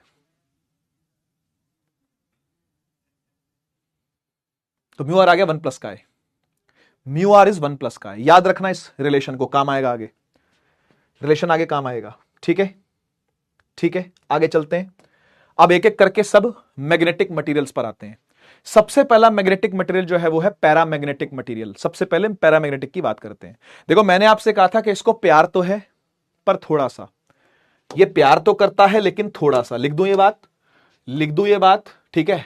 अट्रैक्ट करता है, ठीक है, पर वीक, अट्रैक्शन तो है पर वीक है। लेकिन ये वीक अट्रैक्शन भी आई तो कहां से आई, सवाल ये उठता है, सवाल ये उठता है। मतलब कहने का मतलब समझना, मेरी बात को ध्यान से सुनना। एक पैरामैग्नेटिक मटेरियल कैसा दिखता है मैं आपको समझाता हूं। एक पैरामैग्नेटिक मटेरियल ऐसा होता है, मान लो ये एक पैरामैग्नेटिक मटेरियल है, ठीक है ना। ये ऐसा मटेरियल होता है जिसमें इंडिविजुअल एटम्स जो होते हैं, मैं इंडिविजुअल एटम्स की बात कर रहा हूं, जिसके अंदर बहुत सारे एटम होंगे ना, मैं उनकी बात कर रहा हूं।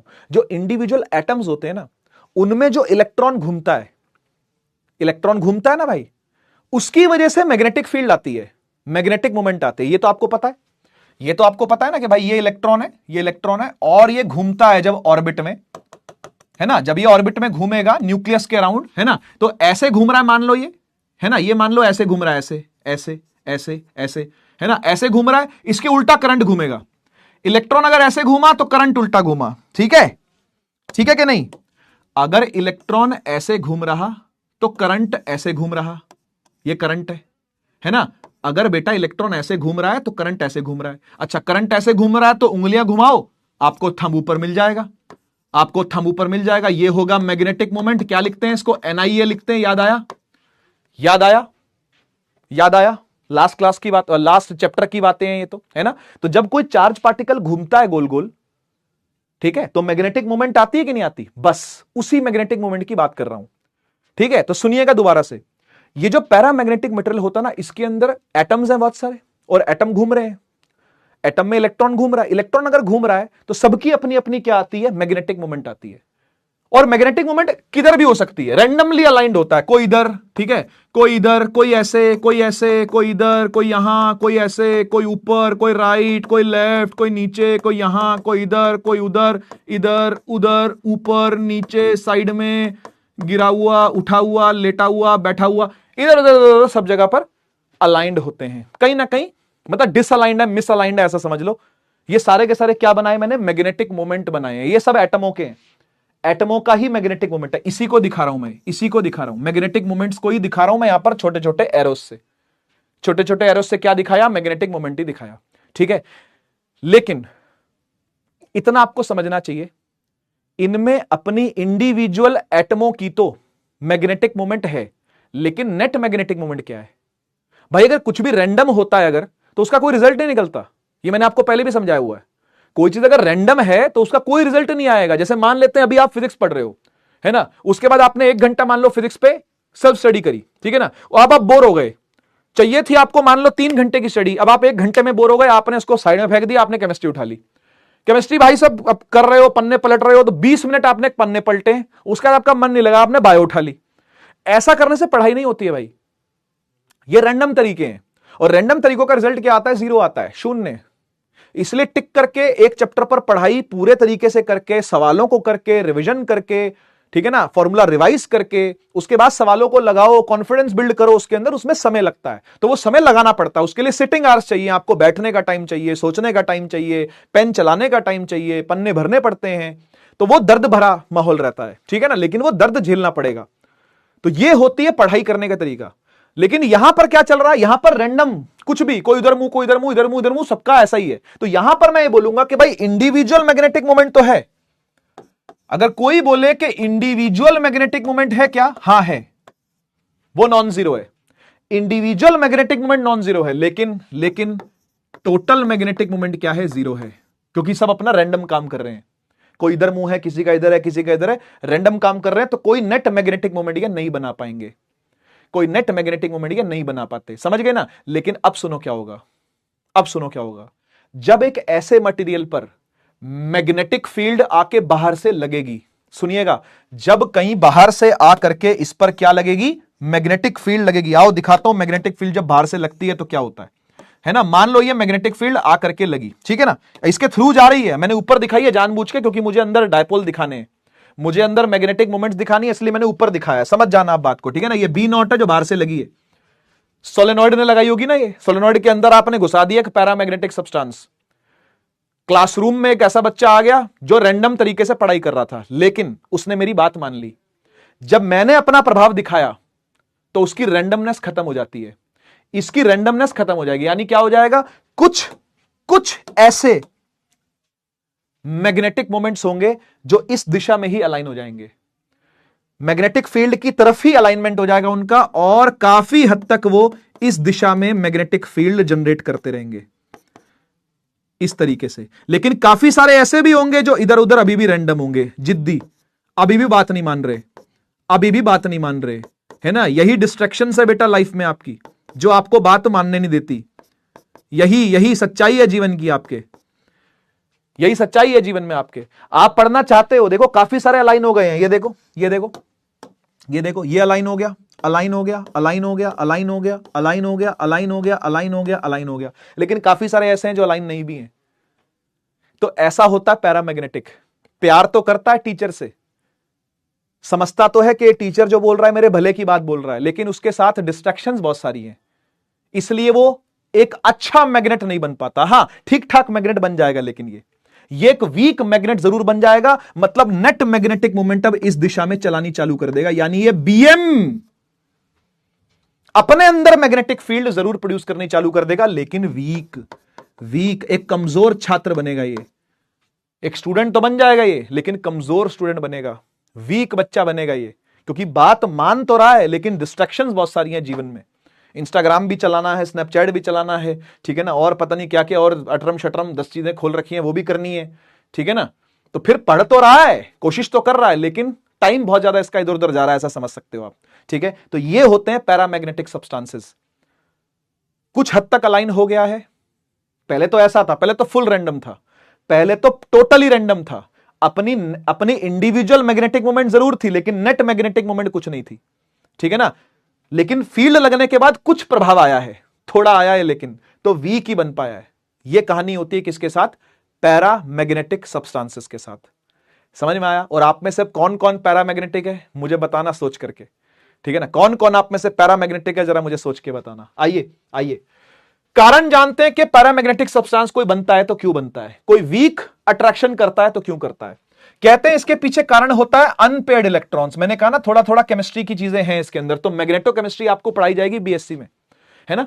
अच्छा, आपने ये चीज देखी होगी, अनपेयर्ड पेयर्ड इलेक्ट्रॉन होते हैं, जैसे आउफबाउ प्रिंसिपल से जब आप भरना चालू करते हो ऑर्बिटल्स को, तो भरते हो ऐसे 1s2 2s2 2p6 3s2 3p6 4 ये सब इस तरीके से भरा जाता है ना। तो आपने कभी देखा होगा जैसे 1s2 भरा, 2s2 भरा, है ना, 2p6 भरा, फिर 3s2 भरा, फिर 3p6 भरा, तो उसमें भरते भरते कोई एक ऐसा ऑर्बिटल है, कोई एक ऐसा ऑर्बिटल है ना, कोई एक ऐसा ऑर्बिटल है जिसके अंदर ये फिर ये और ये रह गया।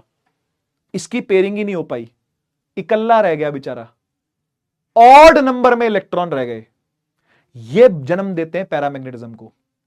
इनकी वजह से पैरामैग्नेटिज्म का जन्म होता है।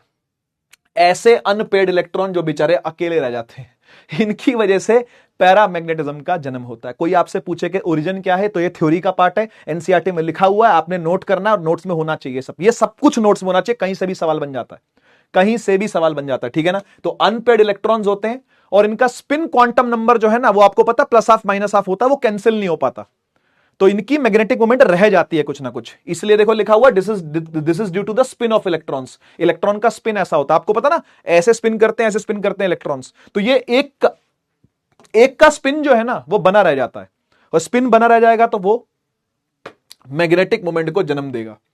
समझ गए ना। तो ये अंदर की कहानी है, ये केमिस्ट्री की बातें हैं, अंदर की केमिस्ट्री की कहानी है। खैर आप इतना जान लो बस, अनपेड इलेक्ट्रॉन्स की वजह से होता है और इलेक्ट्रॉन्स के स्पिन की वजह से होता है, और अनपेड इलेक्ट्रॉन रह जाएगा तो फिर कुछ ना कुछ मैग्नेटिक मोमेंट रखेगा ये, है ना। और वो भी इंडिविजुअल होगी, नेट नहीं होगी। नेट तो इसलिए नहीं हुई ना क्योंकि रैंडम है, रैंडम कहानी चल रही है, रैंडम कहानी चल रही है, इसलिए क्या हुआ, नेट मैग्नेटिक मोमेंट क्या हो गई, जीरो हो गई। रैंडम कहानी चल रही है तो नेट मैग्नेटिक क्या हो गई, जीरो हो गई। एक बार पढ़ लो जरा, देखो क्या लिखा हुआ है, आपको समझ में आएगा। कह रहा है इंडिविजुअल एटम्स या आयंस या molecules of a paramagnetic material possess a permanent magnetic dipole moment of their own. लिखा हुआ है ना, हर एटम की अपनी डायपोल मोमेंट तो है, अपना मोमेंट तो बनाए हुए हैं, लेकिन बट ड्यू टू, क्या लिखा है देख, random thermal motion, due to random thermal motion, due to random thermal motion net dipole moment is seen to be zero. देख ले, नेट डायपोल मोमेंट नहीं है बेटा, नेट डायपोल मोमेंट जीरो है इंडिविजुअल एटम्स की, ठीक है। परमानेंट मैग्नेटिक डायपोल मोमेंट होती है, ये लिखा हुआ है यहां पे साफ साफ। जो मैंने वर्ड्स अंडरलाइन किए हैं वो आप देख जाओ, बस वो आप देख जाओ, अपने नोट्स में लिख जाओ। इंडिविजुअल एटम्स की मैग्नेटिक डायपोल मोमेंट होती है, लेकिन नेट डायपोल मोमेंट नहीं होती। क्यों? रैंडम थर्मल मोशन के कारण से। लेकिन जैसी फील्ड लगाई जाएगी, कुछ ठीक हो जाएंगे, कुछ प्रभाव में आ जाएंगे, सारे नहीं आ पाएंगे। तो एक वीक मैग्नेट वीक अट्रैक्शन को जन्म देता है, वीक मैग्नेटिज्म को जन्म देता है। यह था पैरामैग्नेटिक। चलते हैं डायामैग्नेटिक पे। डायामैग्नेटिक मटेरियल कैसा होता है, अभी थ्योरी बाद में पढ़ेंगे, पहले मैं आपको अपना ज्ञान दे देता हूं कि मैं क्या जानता हूं, पहले वो सुन लो, ठीक है ना, बाद में समझ लेंगे कि क्या पीछे लिखा हुआ है। देखो भाई, एक डायामैग्नेटिक सब्सटेंस ऐसा सब्सटेंस होता है जिसके एटम मृत होते हैं, मरे हुए, कोई डायपोल मोमेंट नहीं है, कोई डायपोल मोमेंट नहीं है, अपनी कोई डायपोल मोमेंट इनकी नहीं होती है, कोई डायपोल मोमेंट नहीं है, there is no net dipole moment.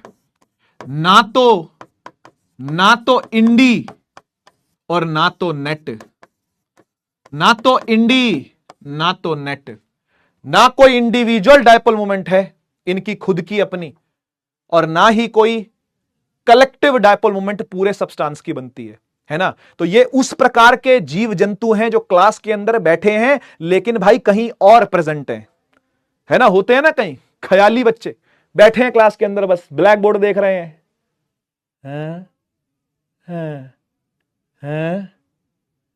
ऐसे, और इनको अगर डांट दो, मतलब अपना प्रभाव इन पर छोड़ो, तो देखो ये क्या करते हैं, अभी देखना है क्या करते हैं, ठीक है। आपने जैसे इन पर प्रभाव छोड़ना चालू किया, मतलब जैसे टीचर ने बोला हाँ भाई पढ़ नहीं रहा, पढ़ क्यों नहीं रहा, समझ में आ रहा है तुझे कुछ, क्या इधर उधर क्या देख रहा है, स्माइल क्या कर रहा है, किसको देख रहा है, बाहर क्या देख रहा है, ख्यालों में क्या खोया हुआ है, पढ़ ले आकर के, अटेंटिव हो जा, बी सिंसियर, खड़ा हो जा, ये क्या कर रहा है, होगा। जब टीचर ने अपना प्रभाव डालना चालू किया, जब टीचर ने अपना प्रभाव डालना चालू किया, ये देख बी नॉट आ गया, ये टीचर का काम था ना भाई, बी नॉट, ये टीचर का काम आ गया बी नॉट।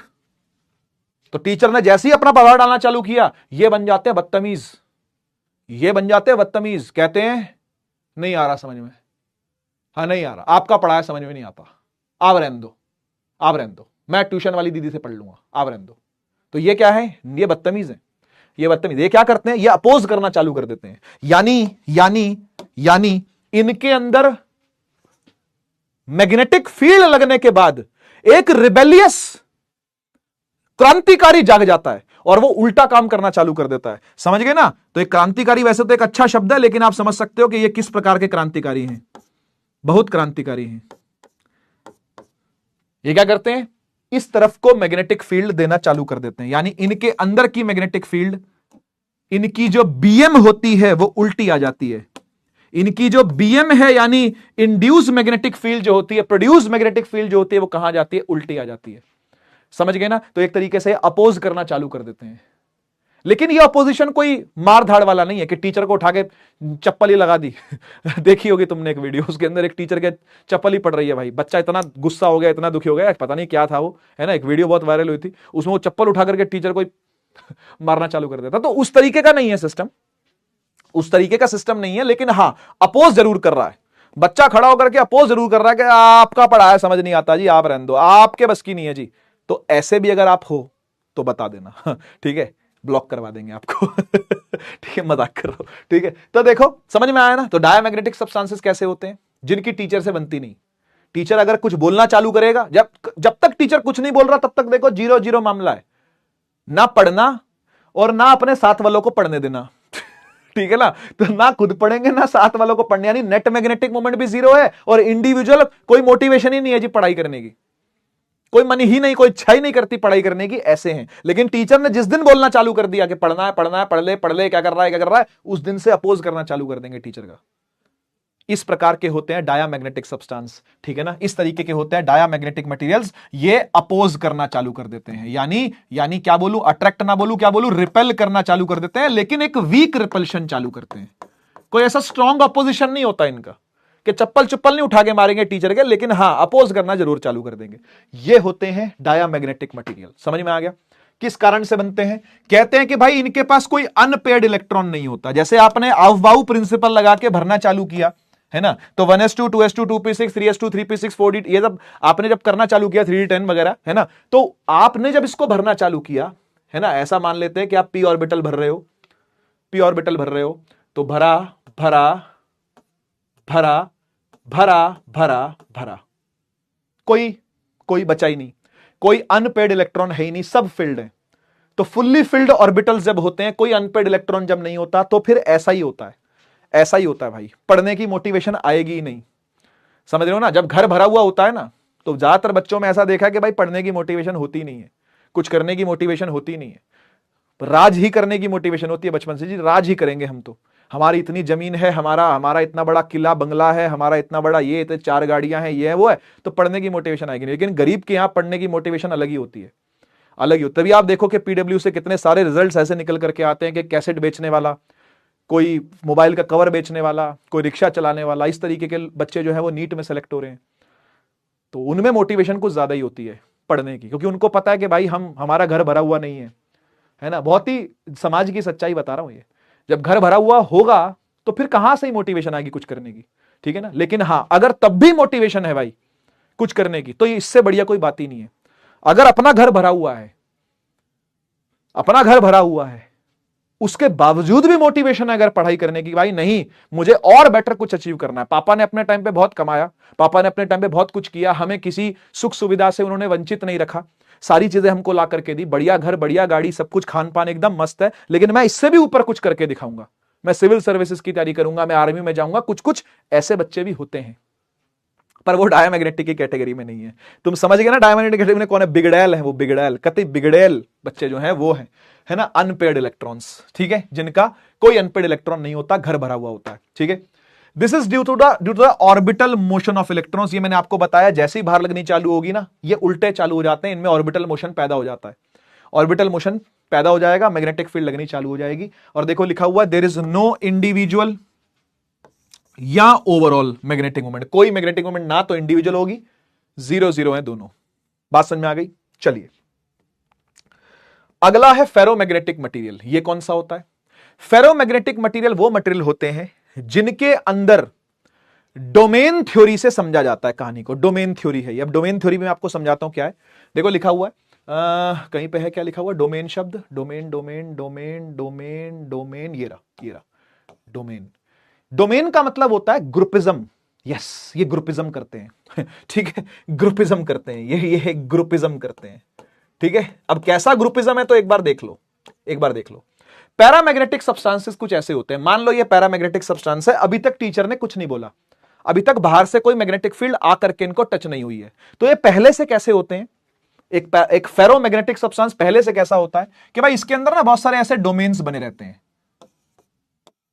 ऐसे करके कुछ डोमेन्स बने रहेंगे, और उनके अंदर जो डायपोल्स होते हैं, मतलब जो मैग्नेटिक मोमेंट्स होती है ना, वो सब एक ही तरफ को अलाइंड होती हैं, एक ही तरफ को। मतलब जैसे मान लो ये वाली सारी ऐसे ऐसे ऐसे ऐसे अलाइंड है ना, तो ये वाली सारी ऐसे ऐसे ऐसे ऐसे ऐसे अलाइंड है, तो ये वाली सारी भाई मान लो सारी ऐसे ऐसे ऐसे ऐसे ऐसे ऐसे ऐसे अलाइंड है ना, तो ये वाली सारी मान लो ऐसे ऐसे ऐसे ऐसे ऐसे ऐसे ऐसे ऐसे अलाइंड है, ठीक। और ये वाली सपोज करो ऐसे ऐसे ऐसे ऐसे ऐसे ऐसे ऐसे अलाइंड है।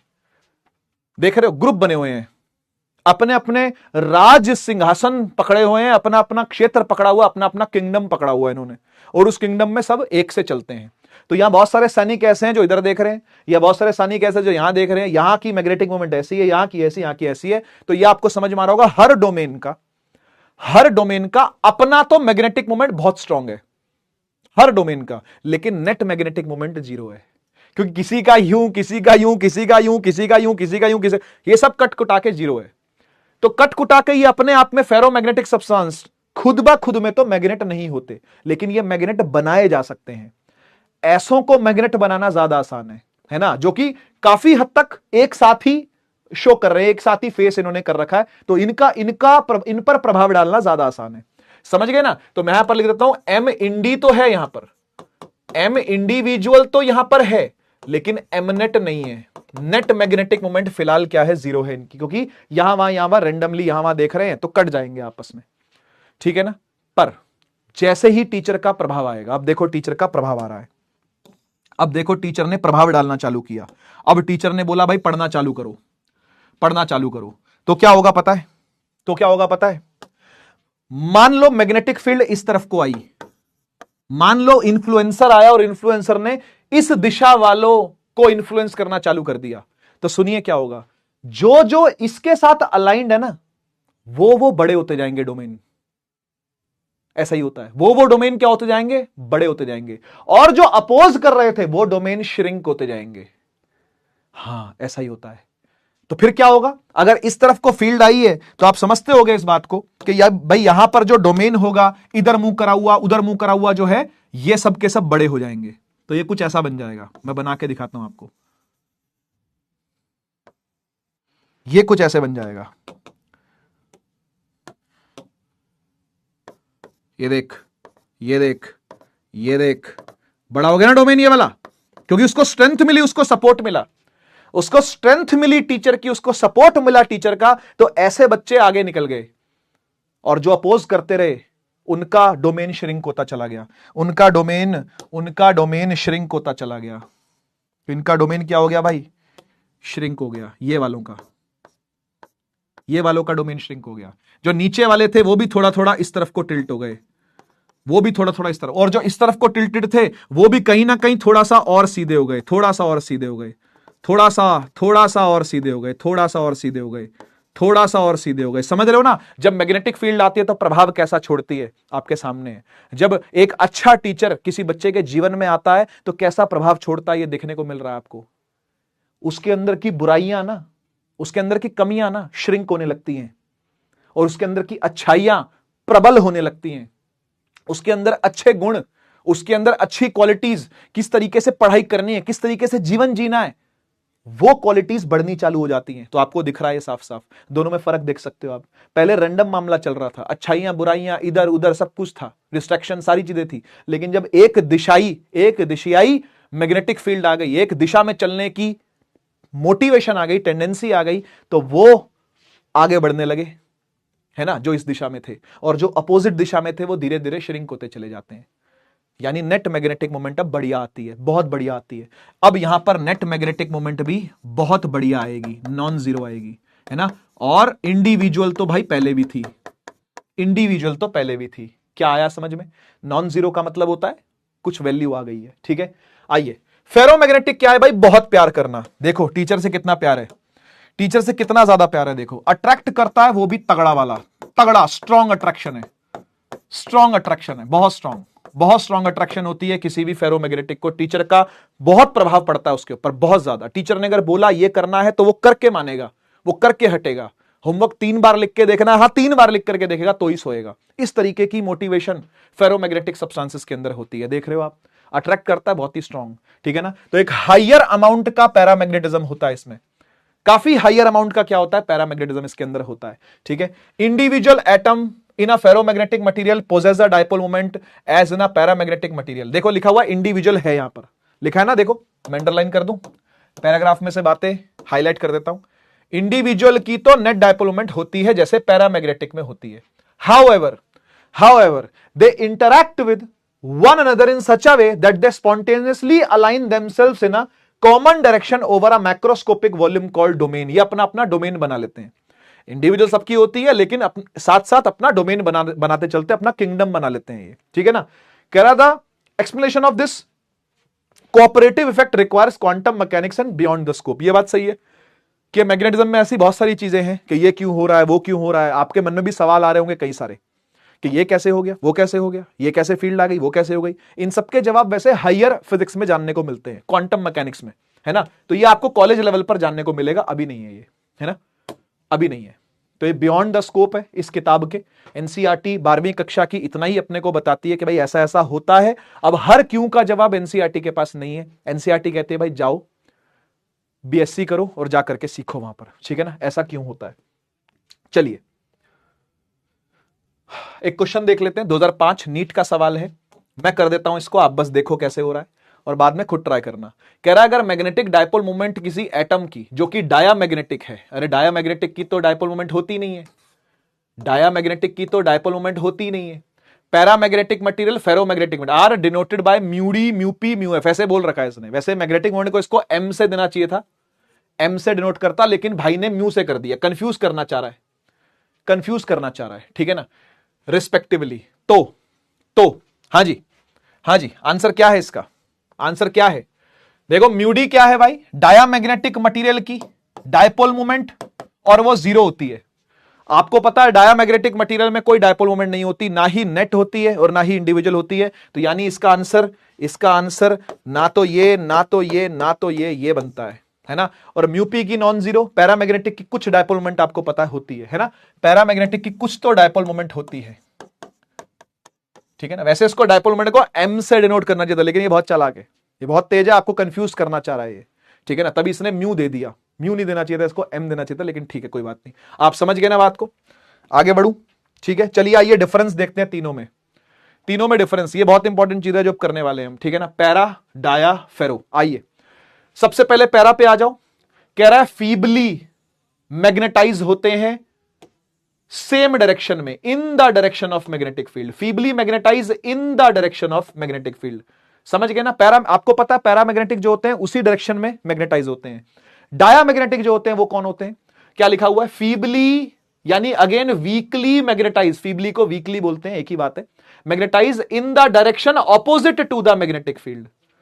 मैंने बोला ना अपोज करते हैं, ये वो बिगड़ैल वाले जिनका घर भरा हुआ और वो बहुत बिगड़ैल बच्चे हैं, वो है डायामैग्नेटिक, समझ गए ना। और फेरो कौन से हैं, जो बिल्कुल बात मानते हैं और अपनी अच्छाइयों को और बढ़ाना और बुराइयों को और कम करने की कोशिश करते हैं, वो होते हैं फेरोमैग्नेटिक। स्ट्रांगली मैग्नेटाइज होते हैं इन the direction of magnetic field, same direction के अंदर क्या होंगे, मैग्नेटाइज होंगे। समझ गए ना। मैं बना के आपको दिखा दूं फटाफट से, तो देख लो। वैसे मैंने पहले बना के दिखा दिया था आपको, कोई बात नहीं, फिर भी देख लो। हाँ जी, तो ये मैग्नेटिक फील्ड आई बी नॉट, है ना, तो ये बीएम भी आ जाएगी, बीएम भी आ जाएगी, है ना, लेकिन ये काफी कम होती है, ये काफी कम होती है। बी नॉट जो है वो काफी ज्यादा होगी और बीएम जो है वो काफी कम होगी, ठीक है। इधर आ जाओ, इधर आ जाओ। इसमें क्या होगा, बी नॉट ऐसी है, बी नॉट ऐसी है, लेकिन बीएम कैसी होगी, बीएम उल्टी आएगी, बीएम उल्टी आएगी, उल्टी तरफ मैग्नेटाइज होते हैं, लेकिन काफी वीक है, ये भी मैग्नेट्यूड वाइज काफी वीक है, ठीक है ना। और फिर बी नॉट इसके पास आएगी तो भाई फुल मैग्नेटाइजेशन दिखाते हैं, बढ़िया वाली मैग्नेटाइजेशन दिखाते हैं। और बीएम भी इनका अच्छा खासा होता है, सेम इक्वल तो नहीं हो जाता लेकिन काफी होता है फिर भी। दूसरा पॉइंट, सेकंड पॉइंट पर आते हैं। सेकंड पॉइंट है net magnetic field due to these materials increases slightly. देखो नेट मैग्नेटिक फील्ड जो होती है वो थोड़ी सी बढ़ेगी, बिल्कुल बढ़ेगी भाई, क्यों नहीं बढ़ेगी, बिल्कुल बढ़ेगी, क्यों नहीं बढ़ेगी बताओ भाई। जब यहां देख, जब तूने इधर फील्ड लगाई और इधर में ही फील्ड आई तो दोनों एडअप होंगी, फील्ड्स गॉट एडअप, ऐड होती है। यहां क्या होगी, सबट्रैक्ट होगी, तो ओवरऑल फील्ड घटती है। यहां ओवरऑल फील्ड बढ़ती है, यहां ओवरऑल फील्ड घटती है, और यहां तो बहुत बढ़ती है, यहां तो भयंकर बढ़ती है। समझते हो ना बात को। तो दोनों फील्डों को ऐड करो, दोनों फील्डों को वेक्टोरियली ऐड करो, आपको बात समझ में आ जाएगी, है ना। लिखा हुआ है इंक्रीज करती है स्लाइटली, ठीक है। यहां कह रहा है डिक्रीज करती है स्लाइटली, सही बात है। नेट मैग्नेटिक फील्ड डिक्रीज करेगी, उल्टी लग रही है ना। और यहां देखो नेट मैग्नेटिक फील्ड क्या होती है, इंक्रीजेस बाय लार्ज अमाउंट। खतरनाक रूप से मैंने बोला था आपको कि मैग्नेटाइज होता है, खतरनाक रूप से। तो देखो आपके सामने है ना। और आप जरा म्यू की शक्ल भी देख लो, म्यू, इसका म्यू क्या है, 1 से बड़ा है, 1 से बड़ा है, लेकिन 1 से कोई बहुत बड़ा नहीं है, थोड़ा सा बड़ा है, 1.2, 1.3, 2, 2.2 ऐसे है। लेकिन इसको देखो, इसको देखो, बहुत बहुत बड़ा है 1 से। म्यू याद है क्या था, परमिएबिलिटी। परमिएबिलिटी का मतलब अपने अंदर फील्ड कितनी घुसा सकता है, अपने अंदर फील्ड कितनी। और इसको देखो, ये 1 से छोटा है, ये 1 से भी छोटा, यानी अपने अंदर फील्ड बहुत ज्यादा नहीं घुसाता। मैंने आपको पहले बना के दिखाया भी था, मैं फिर से बना देता हूं, मैं फिर से बना देता हूं, देख लो। फिर से बना देता हूं। ये बाहर से फील्ड आई है ना, ये बाहर से फील्ड आई तो कुछ हद तक गई है, कुछ हद तक गई है अंदर से, ठीक है ना, बाकी कुछ बाहर से भी निकली है। ऐसा नहीं है कि पूरा पूरा प्रभावित हो जाएगा। पैरामैग्नेटिक जो है वो पूरा पूरा प्रभावित नहीं होता है ना। अच्छा, डायामैग्नेटिक क्या करेगा, ये बोलेगा छटक के बाहर निकालेगा, मतलब थोड़ी सी जाएगी इसमें से, थोड़ी सी जाने देते हैं है ना, बाकियों को बोलेगा बाहर निकलो, बाहर निकलो, यहां से बाहर निकलो, बाहर निकलो, बाहर निकलो, बाहर निकलो। ऐसी है, ऐसी है, थोड़ी सी जाने देंगे, बाकी बाहर, बाकी सब बाहर से, बाकी सब बाहर से निकलो। ये वाली कैसी होंगी, ये वाली तो जाति जाति को ही पकड़ लेगा, जाति जाति को ही पकड़ लेगा, जाति जाति को ही पकड़ लेगा, जो जाती हुई फील्ड है ना उसको ही पकड़ लेगा, जाती हुई को भी पकड़ लेगा। समझ गए ना भाई, समझ गए ना भाई। इसके अंदर से तो खूब मैग्नेटिक फील्ड लाइन पास होंगी। इसका म्यू कैसा है, बहुत बड़ा है, मतलब फील्ड से बहुत प्यार करता है, ज्यादा परमिएबल है, परमिएबिलिटी 1 से बहुत बहुत ज्यादा है तो ज्यादा लाइनें जाएंगी। परमिएबिलिटी 1 से कम है तो most of the line repel होती हैं, और ये 1 के थोड़ा सा बड़ा है तो यस फील्डें गई हैं लेकिन कुछ बाहर भी रही हैं। ठीक है, समझ में आ गया ना, ये तीनों समझ में आ गए। अगले पॉइंट पर चलते हैं। ये था दूसरा पॉइंट, ये था तीसरा पॉइंट, अब आते हैं चौथे पॉइंट पर। फोर्थ पॉइंट फिर से पढ़ते हैं एक बार। कह रहा magnetic field lines are weakly attracted और they are weakly attracted by, ये मैंने बता दिया आपको है ना, वीक अट्रैक्शन होती है, वीक अट्रैक्शन होती है ना, ये वीक रिपल्शन होती है और ये स्ट्रॉन्ग अट्रैक्शन होती है। बस ये जानने वाली बातें यहां पे, आगे बढ़ते हैं, बता चुका हूं पहले। ठीक है, फिफ्थ पढ़ो para. They have tendency to move from region of weak magnetic field to strong magnetic field. ये स्ट्रॉन्ग से वीक से स्ट्रॉन्ग जाते हैं। मैं समझाता हूं कैसे, देखो देखो यहां देखना,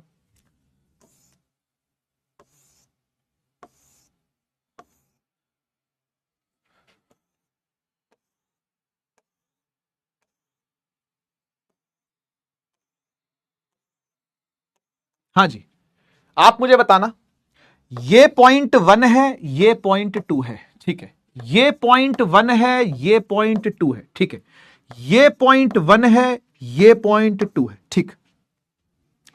1 पर फील्ड ज्यादा है, चेक कर लो।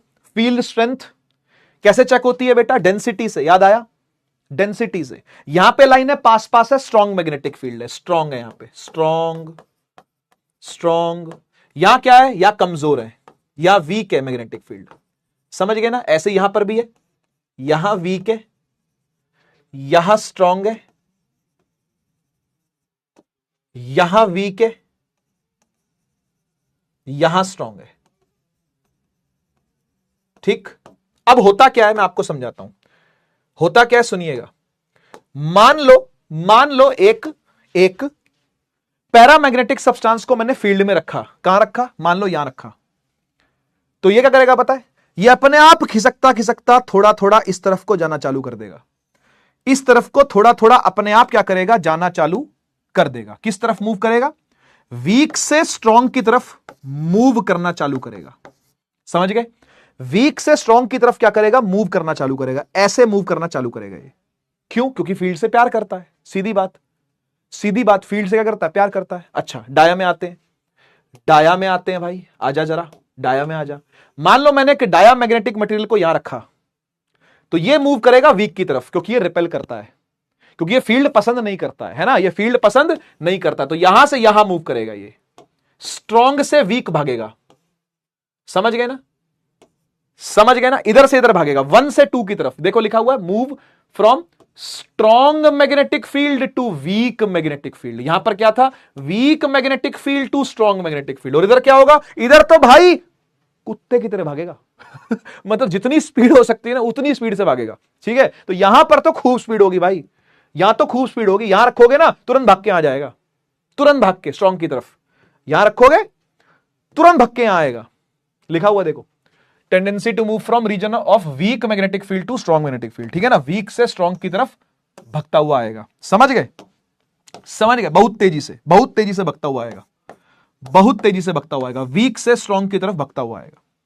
क्लियर है बात, ठीक है। ये था 5th पॉइंट, और फिर आता है 6th पॉइंट, ये है ससेप्टिबिलिटी पर। ये भी सुन लो, बोल रहा ससेप्टिबिलिटी स्लाइटली पॉजिटिव है, क्यों, ससेप्टिबिलिटी स्लाइटली नेगेटिव है, क्यों, ससेप्टिबिलिटी हाईली पॉजिटिव है, कैसे, आओ सुनो, आओ सुनो। मुझे सबसे पहले आप ये बताओ, इसका म्यू आर कैसा होता है, पैरामैग्नेटिक का म्यू आर सर 1 से बड़ा है ना, 1 से बड़ा। अच्छा, इसका म्यू आर कैसा होता है सर 1 से छोटा।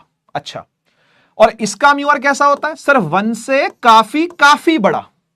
हाँ या ना, ये तो पढ़ लिया ना हमने, ये रहा देखो, ये लिखा, घबराना नहीं घबराना नहीं, ये देखो म्यू 1 से बड़ा, म्यू 1 से छोटा, म्यू 1 से काफी काफी बड़ा। ठीक है ठीक है ठीक है, बढ़िया बढ़िया। अब मुझे एक बात बता, क्या तुझे यह पता है कि म्यू का फॉर्मूला होता है 1 प्लस काय। ये देख, म्यू आर का फॉर्मूला होता है 1 प्लस काय। हम 1 प्लस काय में काय क्या है, ससेप्टिबिलिटी तो है, इसको निकालते हैं। आजा आजा, देख ध्यान से देखियो, म्यू आर की जगह पर पुट करता हूं 1 प्लस काय ग्रेटर देन 1। इस 1 को उठा के वहां ले जा, ये 1 को उठा के वहां ले जा, या फिर जैसे भी इनइक्वालिटी सॉल्व करे तू, तुझे तेरी इच्छा भाई, है ना। दोनों तरफ -1 से -1 कर दो दोनों तरफ, ठीक है ना। तो ये काय रह जाएगा और ये 1 - 1 क्या हो जाएगा, यहां बन जाएगा 1 - 1 क्या हो जाएगा, 0 0। यही तो बोल रहे हैं कि काय क्या है, पॉजिटिव है, स्लाइटली पॉजिटिव है। कितना स्लाइटली होता है पता है आपको, कितना होता है पता है। कोई अगर पैरामैग्नेटिक सब्सटेंस है ना, तो ऐसा होता है प्लस में 0.002 ऐसा पर है पॉजिटिव, पर है पॉजिटिव, समझ गए ना। तो ये पॉजिटिव ही रहता है। देखो लिखा हुआ ससेप्टिबिलिटी स्लाइटली पॉजिटिव। पॉजिटिव 0 से बड़ा होगा तो पॉजिटिव होगा, 0 से ऊपर जो भी चीजें वो सब पॉजिटिव होती है, 0 से कम जो भी चीजें वो सब नेगेटिव होती है। इधर आ जाओ, इधर आ जाओ। ये क्या बोल रहा है, ससेप्टिबिलिटी स्लाइटली नेगेटिव है। चेक करते हैं, चेक करते हैं। म्यू आर होता है सर 1 प्लस काय, हां ये छोटा है 1 से। अच्छा, तो इस 1 को उठा वहां पटक दे, इस 1 को वहां ले जा, 1 - 1 हो जाएगा 0। तो सर ये काय बन गया 0 से कम, और 0 से कम कोई चीज होती है तो वो पॉजिटिव होती है क्या, नहीं बेटा, नेगेटिव होती है, वो नेगेटिव होती है, समझ गए ना। तो ये स्लाइटली नेगेटिव है, यानी इसकी वैल्यू ऐसी होती है। कोई भी डायामैग्नेटिक सब्सटेंस अगर होगा ना, कोई भी डायामैग्नेटिक सब्सटेंस होगा ना, उसका काय ऐसा होता है -0.004 ऐसा, ऐसी वैल्यू होती है इसकी, समझ गए। इधर आ जाओ, फेरोमैग्नेटिक में आ जाओ। म्यू आर बहुत बहुत बड़ा है 1 से। अच्छा, बहुत बहुत बड़ा है, ठीक है। तो क्या मैं इसको लिख सकता हूं 1 प्लस काय बहुत बहुत बड़ा है 1 से। हाँ बिल्कुल, 1 को वहां ले जा, खत्म कर दे, खत्म हो गया सर। तो काय आ गया बहुत बहुत बड़ा 0 से। तो कोई चीज अगर बहुत बहुत बड़ी है 0 से तो पॉजिटिव ही होगी ना यार, पॉजिटिव ही होगी ना। लेकिन हाईली पॉजिटिव है, काफी ज्यादा पॉजिटिव है, मतलब 50 हो सकती है, 60 हो सकती है वैल्यू इसकी, ऐसी होती है, ऐसी ही होती है। काय की वैल्यू कोई फेरोमैग्नेटिक के लिए 50, 60, 40 ऐसे होती है, समझ गए। अब बारी आती है एग्जाम्पल्स की। अभी तक हमने एग्जाम्पल की बात करी नहीं, अभी तक तो मैं बच्चों की बात कर रहा था कि पैरामैग्नेटिक कैसे बच्चे होते हैं, डायामैग्नेटिक कैसे बच्चे होते हैं, और फेरोमैग्नेटिक कैसे बच्चे होते हैं। मैं तो बच्चों से समझा रहा था, अब आपको मैं एक्चुअल एग्जाम्पल बताता हूं। पैरामैग्नेटिक एल्युमिनियम, याद रखिएगा, एक एक दो दो एग्जाम्पल याद करने हैं आपको। हाँ, याद करना पड़ता है, ये ऐसे तो पता नहीं होता भाई, ठीक है, याद करना पड़ता है। डायामैग्नेटिक होते हैं कॉपर, ठीक है, लेड, बिस्मथ, ये बीआई जो है वो बिस्मथ होता है, बिस्मथ, ठीक है ना। इसके अलावा फ्रॉग भी, फ्रॉग पता है, अरे मेंढक, बायो वाले तो जानते ही होंगे फ्रॉग को अच्छे से, फ्रॉग तो काटना भी पड़ता है एमबीबीएस में, हाँ काटना पड़ता है फ्रॉग, ठीक है।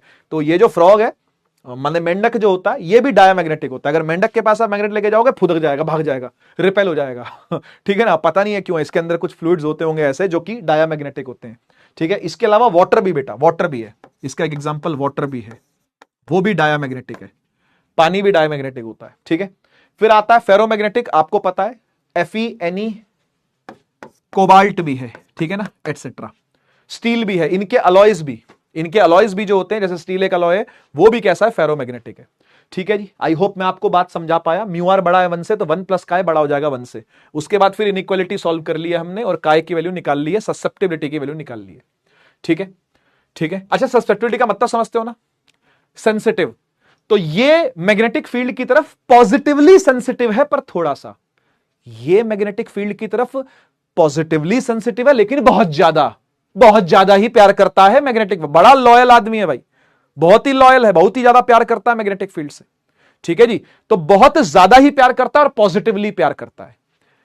प्यार ये भी करता है पर थोड़ा सा, पॉजिटिवली करता है पर थोड़ा सा। डायामैग्नेटिक कौन है, नफरत करता है, इसलिए माइनस साइन है, देख। ये सेंसिटिव नहीं है, उल्टा सेंसिटिव, मतलब समझ रहे हो, सेंसिटिव का उल्टा क्या होता है, सखत, ये सखत है, ये एक तरीके से सख्त है भाई, समझ गए ना, ये उल्टा ही काम चलाता है। तो माइनस में रहती है इसकी स्लाइटली, लेकिन थोड़ी नफरत करता लेकिन थोड़ी सी। ठीक है जी, समझ गए। एक क्वेश्चन देखो, 2009 या 1999 दोनों टाइम पे आया है सवाल। कह रहा है अगर एक डायमैग्नेटिक सब्सटेंस को पास लेके आया जाएगा नॉर्थ या साउथ पोल किसी मैग्नेट के, तो क्या होगा। मतलब अगर आप एक डायमैग्नेटिक सब्सटेंस को मैग्नेट के पास लेके आओगे तो उसका क्या होगा, रिपेल होगा नॉर्थ पोल से, अट्रैक्ट होगा साउथ पोल से। नहीं यार साउथ पोल से क्या प्यार है उसको, अट्रैक्ट होगा नॉर्थ से, रिपेल होगा नहीं भाई, नहीं नहीं, अट्रैक्ट होगा दोनों पोल से, नहीं रिपेल होगा दोनों पोल से। दोनों पोल उसको अच्छे नहीं लगेंगे, मैग्नेट उसे पसंद नहीं है, मैग्नेट से दूर भागता है वो। डायामैग्नेटिक मतलब रिपेल करता है मैग्नेट को, मैग्नेटिक फील्ड उसे पसंद नहीं है, टीचर का बोलना उसे पसंद नहीं है, वो अपने ख्यालों में खोया रहा है, उसमें ही खुश है वो। तो ऐसा है ये डायामैग्नेटिक, समझ गए ना। तो ये रिपेल होता है दोनों के द्वारा। ठीक है, 2003 का सवाल देख लो। एक डायामैग्नेटिक मटेरियल मैग्नेटिक फील्ड में कैसे मूव करता है, क्या स्ट्रॉन्ग से वीक, क्या वीक से स्ट्रॉन्ग, परपेंडिकुलर निकल जाता है फील्ड के, या नो। तो आपको पता है भाई, पसंद नहीं करता तो तगड़ी फील्ड से हल्की फील्ड की तरफ जाएगा, स्ट्रॉन्ग से वीक जाएगा। ए ऑप्शन एकदम सही है। ठीक है ना, आसान से सवाल है ना, एक ही बार में टिक मार के आप इसको कर सकते हो। एक और सवाल, ये भी जेई में आया हुआ सवाल है बेटा, पास्ट ईयर में। कह रहा है डोमेन फॉर्मेशन किस में होती है, तो डाया पैरा फेरो किस में, फेरो में होती है भाई, है ना, फेरो में। डोमेन याद है ना, वो अपने अपने राज्य बना लेते हैं, किंगडम बना लेते हैं, सब अपना अपना घर बना लेते हैं, उसमें एक साथ रहते हैं, वही वाली है ना, ग्रुपिज्म वही है। डोमेन मतलब ग्रुपिज्म, फेरोमैग्नेटिज्म में देखने में आता है। ठीक, मैग्नेटिक ससेप्टिबिलिटी नेगेटिव किसके लिए होती है भाई, तो डायामैग्नेटिक के लिए होती है। बाकी तो सब प्यार करते हैं मैग्नेटिक फील्ड से, बाकी सब तो पॉजिटिवली सेंसिटिव है, यही अकेला है जो नेगेटिवली सेंसिटिव है। कौन, डायामैग्नेटिक मटेरियल, सी। ठीक है, 2016 में आया हुआ बेटा नीट में। ठीक है, तो देखो कैसे कैसे सवाल आपको देखने को मिल सकते हैं। ठीक है, अच्छा अब मेरे हिसाब से हम कल बाकी का टॉपिक लेंगे, टेम्परेचर वाला। ठीक है, मेरे को खुद टेम्परेचर लग रहा है, पता नहीं क्यों, हल्का सा पढ़ाते पढ़ाते ही ऐसा लग रहा है जैसे बुखार सा आ गया है। अभी मैं हेल्थ की बात कर ही रहा था, देखो नजर लग गई, किसकी, खुद ही की। ठीक, तो मेरे को हल्का सा टेम्परेचर सा फील हो रहा है अभी। ठीक है ना, बस ये सुपर कंडक्टर करवा के मैं क्लास ओवर कर रहा हूं। टेम्परेचर वाली थोड़ी सी बात है, मतलब पता है मैक्सिमम 10 मिनट लगेंगे, मैक्सिमम 10 मिनट लगेंगे ये करने में, लेकिन मेरे में हिम्मत नहीं हो रही यार करवाने की ना, मेरे में हिम्मत नहीं, बाकी तो फिर सवाल है। ठीक है, तो कल प्रैक्टिस सेशन लाऊंगा ना, कल लाना ही है प्रैक्टिस सेशन। तो अगर मेरी हेल्थ इससे थोड़ी बेटर हो गई, तो अगर इससे भी खराब हो गई तो हो सकता है कल की क्लास कैंसिल हो जाए, लेकिन मैं कोशिश करूंगा ना हो, आकर के आपको पढ़ा जाऊं, चैप्टर को दफना जाए हम आकर के। ठीक है ना, तो अभी सुपर कंडक्टर कर लेते हैं, टेम्परेचर वाली कहानी नेक्स्ट क्लास में कर लेंगे। ठीक है ना, सॉरी आज के लिए सॉरी। ठीक है ना, अनुपमा वाला, अनुपमा देखते हो ना तुम लोग, सब देखते हो मुझे पता है, अनुपमा है ना, तो वो उसमें सॉरी बोलती है ना, तो वही वाला सॉरी। ठीक है, कल देखते हैं टेम्परेचर वाले पार्ट को। ठीक है, पेट में भी दर्द हो रहा है, सुपर कंडक्टर्स आ जाओ। सुपर कंडक्टर डायामैग्नेटिक का ना भयंकर रूप है, भयंकर। क्या लिखा हुआ देख, perfect conductivity and perfect diamagnetism. भाई खतरनाक रूप से डायामैग्नेटिक होते हैं, खतरनाक रूप से सुपर कंडक्टर। पहली बात तो सुपर कंडक्टर क्या होता है भाई, देखो सुपर कंडक्टर वो मटेरियल होते हैं जो अपने थ्रू खूब सारा करंट निकालते हैं, खूब सारा। पर ये कैसे करते हैं काम, लो टेम्परेचर्स पर, वेरी वेरी लो टेम्परेचर, बहुत ही कम टेम्परेचर्स पर। क्योंकि भाई आपको पता है अगर आप टेम्परेचर बहुत गिरा दोगे, अगर टेम्परेचर काफी ज्यादा रिड्यूस हो जाएगा तो रेजिस्टेंस कम हो जाएगी। हाँ या ना बोलो भाई, टेम्परेचर और रेजिस्टेंस आपस में प्रोपोर्शनल होते हैं ना, तो आप टेम्परेचर अगर कम करोगे रेजिस्टेंस क्या हो जाएगी, वायर की कम हो जाएगी, और टेम्परेचर कम करने से, रेजिस्टेंस कम करने से करंट जो होगा वो क्या हो जाएगा, बढ़ जाएगा, यानी एक अच्छा कंडक्टर बन जाता है। भाई रुकावट कम हो जाएगी तो करंट बढ़ जाएगा ना, वही है। टेम्परेचर कम करने से रेजिस्टेंस कम होती है, करंट क्या होता है, बहुत ज्यादा बढ़ जाता है। ठीक है, बहुत ज्यादा बढ़ जाता है।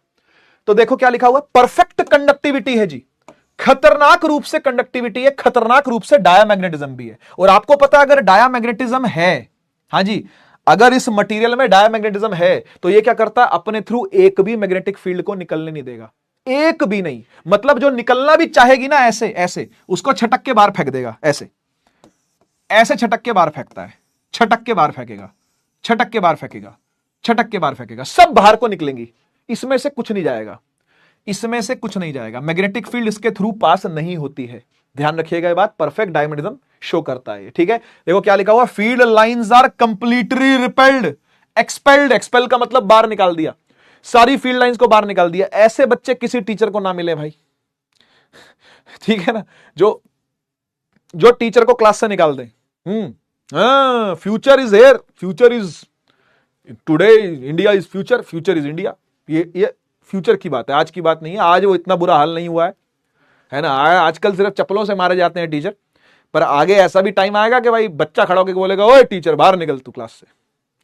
अभी तो ऐसा होता है कि भाई टीचर बोलता है ओए चल बाहर निकल क्लास से बच्चे को, है ना। लेकिन अब क्या पता, एक जमाना ऐसा भी है कि बच्चा बोले ओए टीचर बाहर निकल क्लास से। तो ठीक है ना, तो ये बहुत दूर नहीं है जमाना भी, लेकिन आ जाएगा। तो ये वो जमाना है, समझ गए ना, सुपर कंडक्टर। वैसे भी मैं आपको बताऊं कि इस पर रिसर्च अभी चालू है, ये अभी पूरे तरीके से डेवलप नहीं हुए हैं सुपर कंडक्टर्स, ये डेवलपमेंट चल रही है इनके ऊपर, सुपर कंडक्टर्स पर। ठीक है ना, काय देख लो -1 है, प्रॉपर -1, प्रॉपर -1, -0.002 वाला हाल नहीं है इनका, अच्छा खासा -1 है। ठीक है ना, और देखो परमिएबिलिटी 0 है, मतलब बिल्कुल प्यार नहीं है मैग्नेटिक फील्ड से। म्यू क्या होता है भाई, अपने थ्रू निकलने देना, बिल्कुल नहीं निकलने देता, 0, 0 मतलब 0। तो मैं आपको बोल रहा हूं ये एक आइडियल कंडीशन है। वैसे तो बहुत ही नॉन आइडियल कंडीशन है ये, ऐसे आदर्श बच्चे किसी टीचर को ना मिले। ठीक है ना, लेकिन समझ जाओ बात को, एक आइडियल सुपर कंडक्टर ऐसा ही होता है। ठीक है, लिखा हुआ देखो क्या, a superconductor repels a magnet and by Newton's third law is repelled by the magnet. हाँ तो सही बात है, सुपर कंडक्टर अगर मैग्नेट को रिपेल करेगा तो मैग्नेट भी सुपर कंडक्टर को क्या करेगा, रिपेल करेगा, है ना। अगर बच्चे ने खड़े होकर ऐसे बोला ओए टीचर तू क्लास से बाहर निकल, तो टीचर क्या चला जाएगा क्या? क्या होगा नेक्स्ट आप जानते ही हो, न्यूटन का थर्ड लॉ ऑफ मोशन ही लगेगा। समझ गए ना, न्यूटन का थर्ड लॉ ऑफ मोशन लगेगा। हो सकता है गुत्थम गुत्थी हो जाए और दोनों ही बाहर निकल जाए क्लास से। ठीक है, is repelled by the magnet, है ना। इसको माइजनर इफेक्ट बोलते हैं बेटा, मीजनर नहीं बोलते, माइजनर बोलते हैं इसको। यही वाला जो इफेक्ट है ना, इसी को माइजनर इफेक्ट बोलते हैं। सुपर कंडक्टर्स में टेम्परेचर बहुत लो कर दिया जाता है, फिर से समझा रहा हूं, रेजिस्टेंस बहुत लो कर दी जाती है, करंट बहुत तेज फ्लो होने लगता है, और वो मटेरियल मैग्नेटिज्म को बिल्कुल पसंद नहीं करते, बिल्कुल दूर से नहीं पसंद करते उसको। ठीक है ना, और इसको माइजनर इफेक्ट बोलते हैं। ठीक है ना, माइजनर इफेक्ट।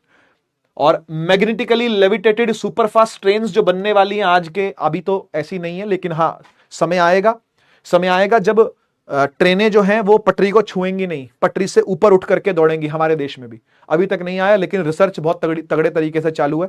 हम ट्राई कर रहे हैं, जापान के साथ, कोरिया के साथ, साउथ कोरिया की बात ना हो रही, के पॉप उनकी बात ना हो रही, है ना, साइंटिस्टों की बात हो रही है जो ऐसे नहीं करते, नॉर्मल रहते हैं वो लोग। ठीक है ना, तो वो सब लोग जो हैं इंडिया और वहां के मिल करके ट्राई कर रहे हैं, इंजीनियर्स ट्राई कर रहे हैं कि ऐसी ट्रेन्स को बना लिया जाए और यहां पर भी मैन्युफैक्चर हो, इंडिया में मैन्युफैक्चर हो, जहां पर मैग्नेटिकली लेविटेट कर पाए। मैग्नेटिकली लेविटेट का मतलब होता है उठ के चले, ये रिपेल होके चले, ये है ना। तो जैसे मैग्नेटिज्म को रिपेल कर रहा है ना ये, ऐसे नीचे मैग्नेट लगा देंगे, ऊपर सुपर कंडक्टर होगा, ऊपर सुपर कंडक्टर होगा, नीचे मैग्नेट होगा, तो ये ऐसे चलेगा। और इससे फ्रिक्शन को आप बिल्कुल जीरो कर सकते हो। जो सॉलिड वाली फ्रिक्शन होती है वो बिल्कुल जीरो हो जाएगी, जो फ्रिक्शन बची होगी वो सिर्फ हवा वाली होगी, एयर वाली ही फ्रिक्शन रहेगी। उसको भी क्या पता वैक्यूम बना करके और फिर ट्रेनों की कितनी स्पीड हो जाएगी क्या पता। ठीक है ना भाई, तो वही है, मैग्नेटिकली लेविटेटेड सुपरफास्ट ट्रेन्स पर रिसर्च चालू है। आने वाले 15 साल के अंदर, जब तक मतलब आप बड़े हो जाओगे तब तक, हम थोड़े से बूढ़े हो चुके होंगे, तो अधेड़ उम्र हो चुकी होगी हमारी, है ना, तब जाकर के शायद हमें ऐसी ट्रेनों में बैठने का मौका मिले हमारे ही देश में। ठीक है ना। तो आई होप मैं आपको समझा पाया यहां तक की सारी बातें। ठीक है, फिलहाल के लिए क्लास को बंद करते हैं। ठीक है, क्योंकि मेरी बहुत ऐसा सा हो रहा हूं अंदर से। ठीक है, फेस पे शो नहीं करते, लेकिन अंदर से हो रहा होता है इंसान ऐसा, है ना। होमवर्क सुन लो क्या है। हाँ रेस्ट करूंगा, बस रेस्ट करूंगा अब। ठीक है ना, thank you so much, thank you so much. Notes बेटा कंप्लीट कर लीजिएगा। ठीक है, रिवीजन डन करके आना यहां तक, है ना। कल प्रैक्टिस सेशन होगा, बस मैं लेटूंगा अब यार, अब मैं लेटूंगा सीधा, अभी नीचे ही लेटूंगा मैं यार, लाइट वाइट सब बंद करके इधर ही लेट जाऊंगा मैं, मुझे ऐसा लग रहा है। ठीक है, तो प्रैक्टिस सेशन के लिए भाई रेडी रहिएगा, और फिर रिवाइज करके ही कल क्लास में आना। ठीक है, चैप्टर 1 की जहां जहां रिक्वायरमेंट है बेटा वो पढ़ लेना। ठीक है, चलिए बहुत बहुत धन्यवाद इतना प्यार दिखाने के लिए, और बिल्कुल फेरोमैग्नेटिक मटेरियल बनने के लिए मेरे, है ना। कुछ कुछ पैरा भी होंगे, डाया तो आई होप कोई ना हो आप में से। ठीक है, और सुपर कंडक्टर भी कोई ना हो। ठीक है, सुपर कंडक्टर तो दूर दूर तक सोचना भी नहीं। ठीक है, चलिए मिलते हैं नेक्स्ट क्लास में, तब तक के लिए take care, tata bye bye, Bharat माता की जय, जय हिंद, वंदे मातरम।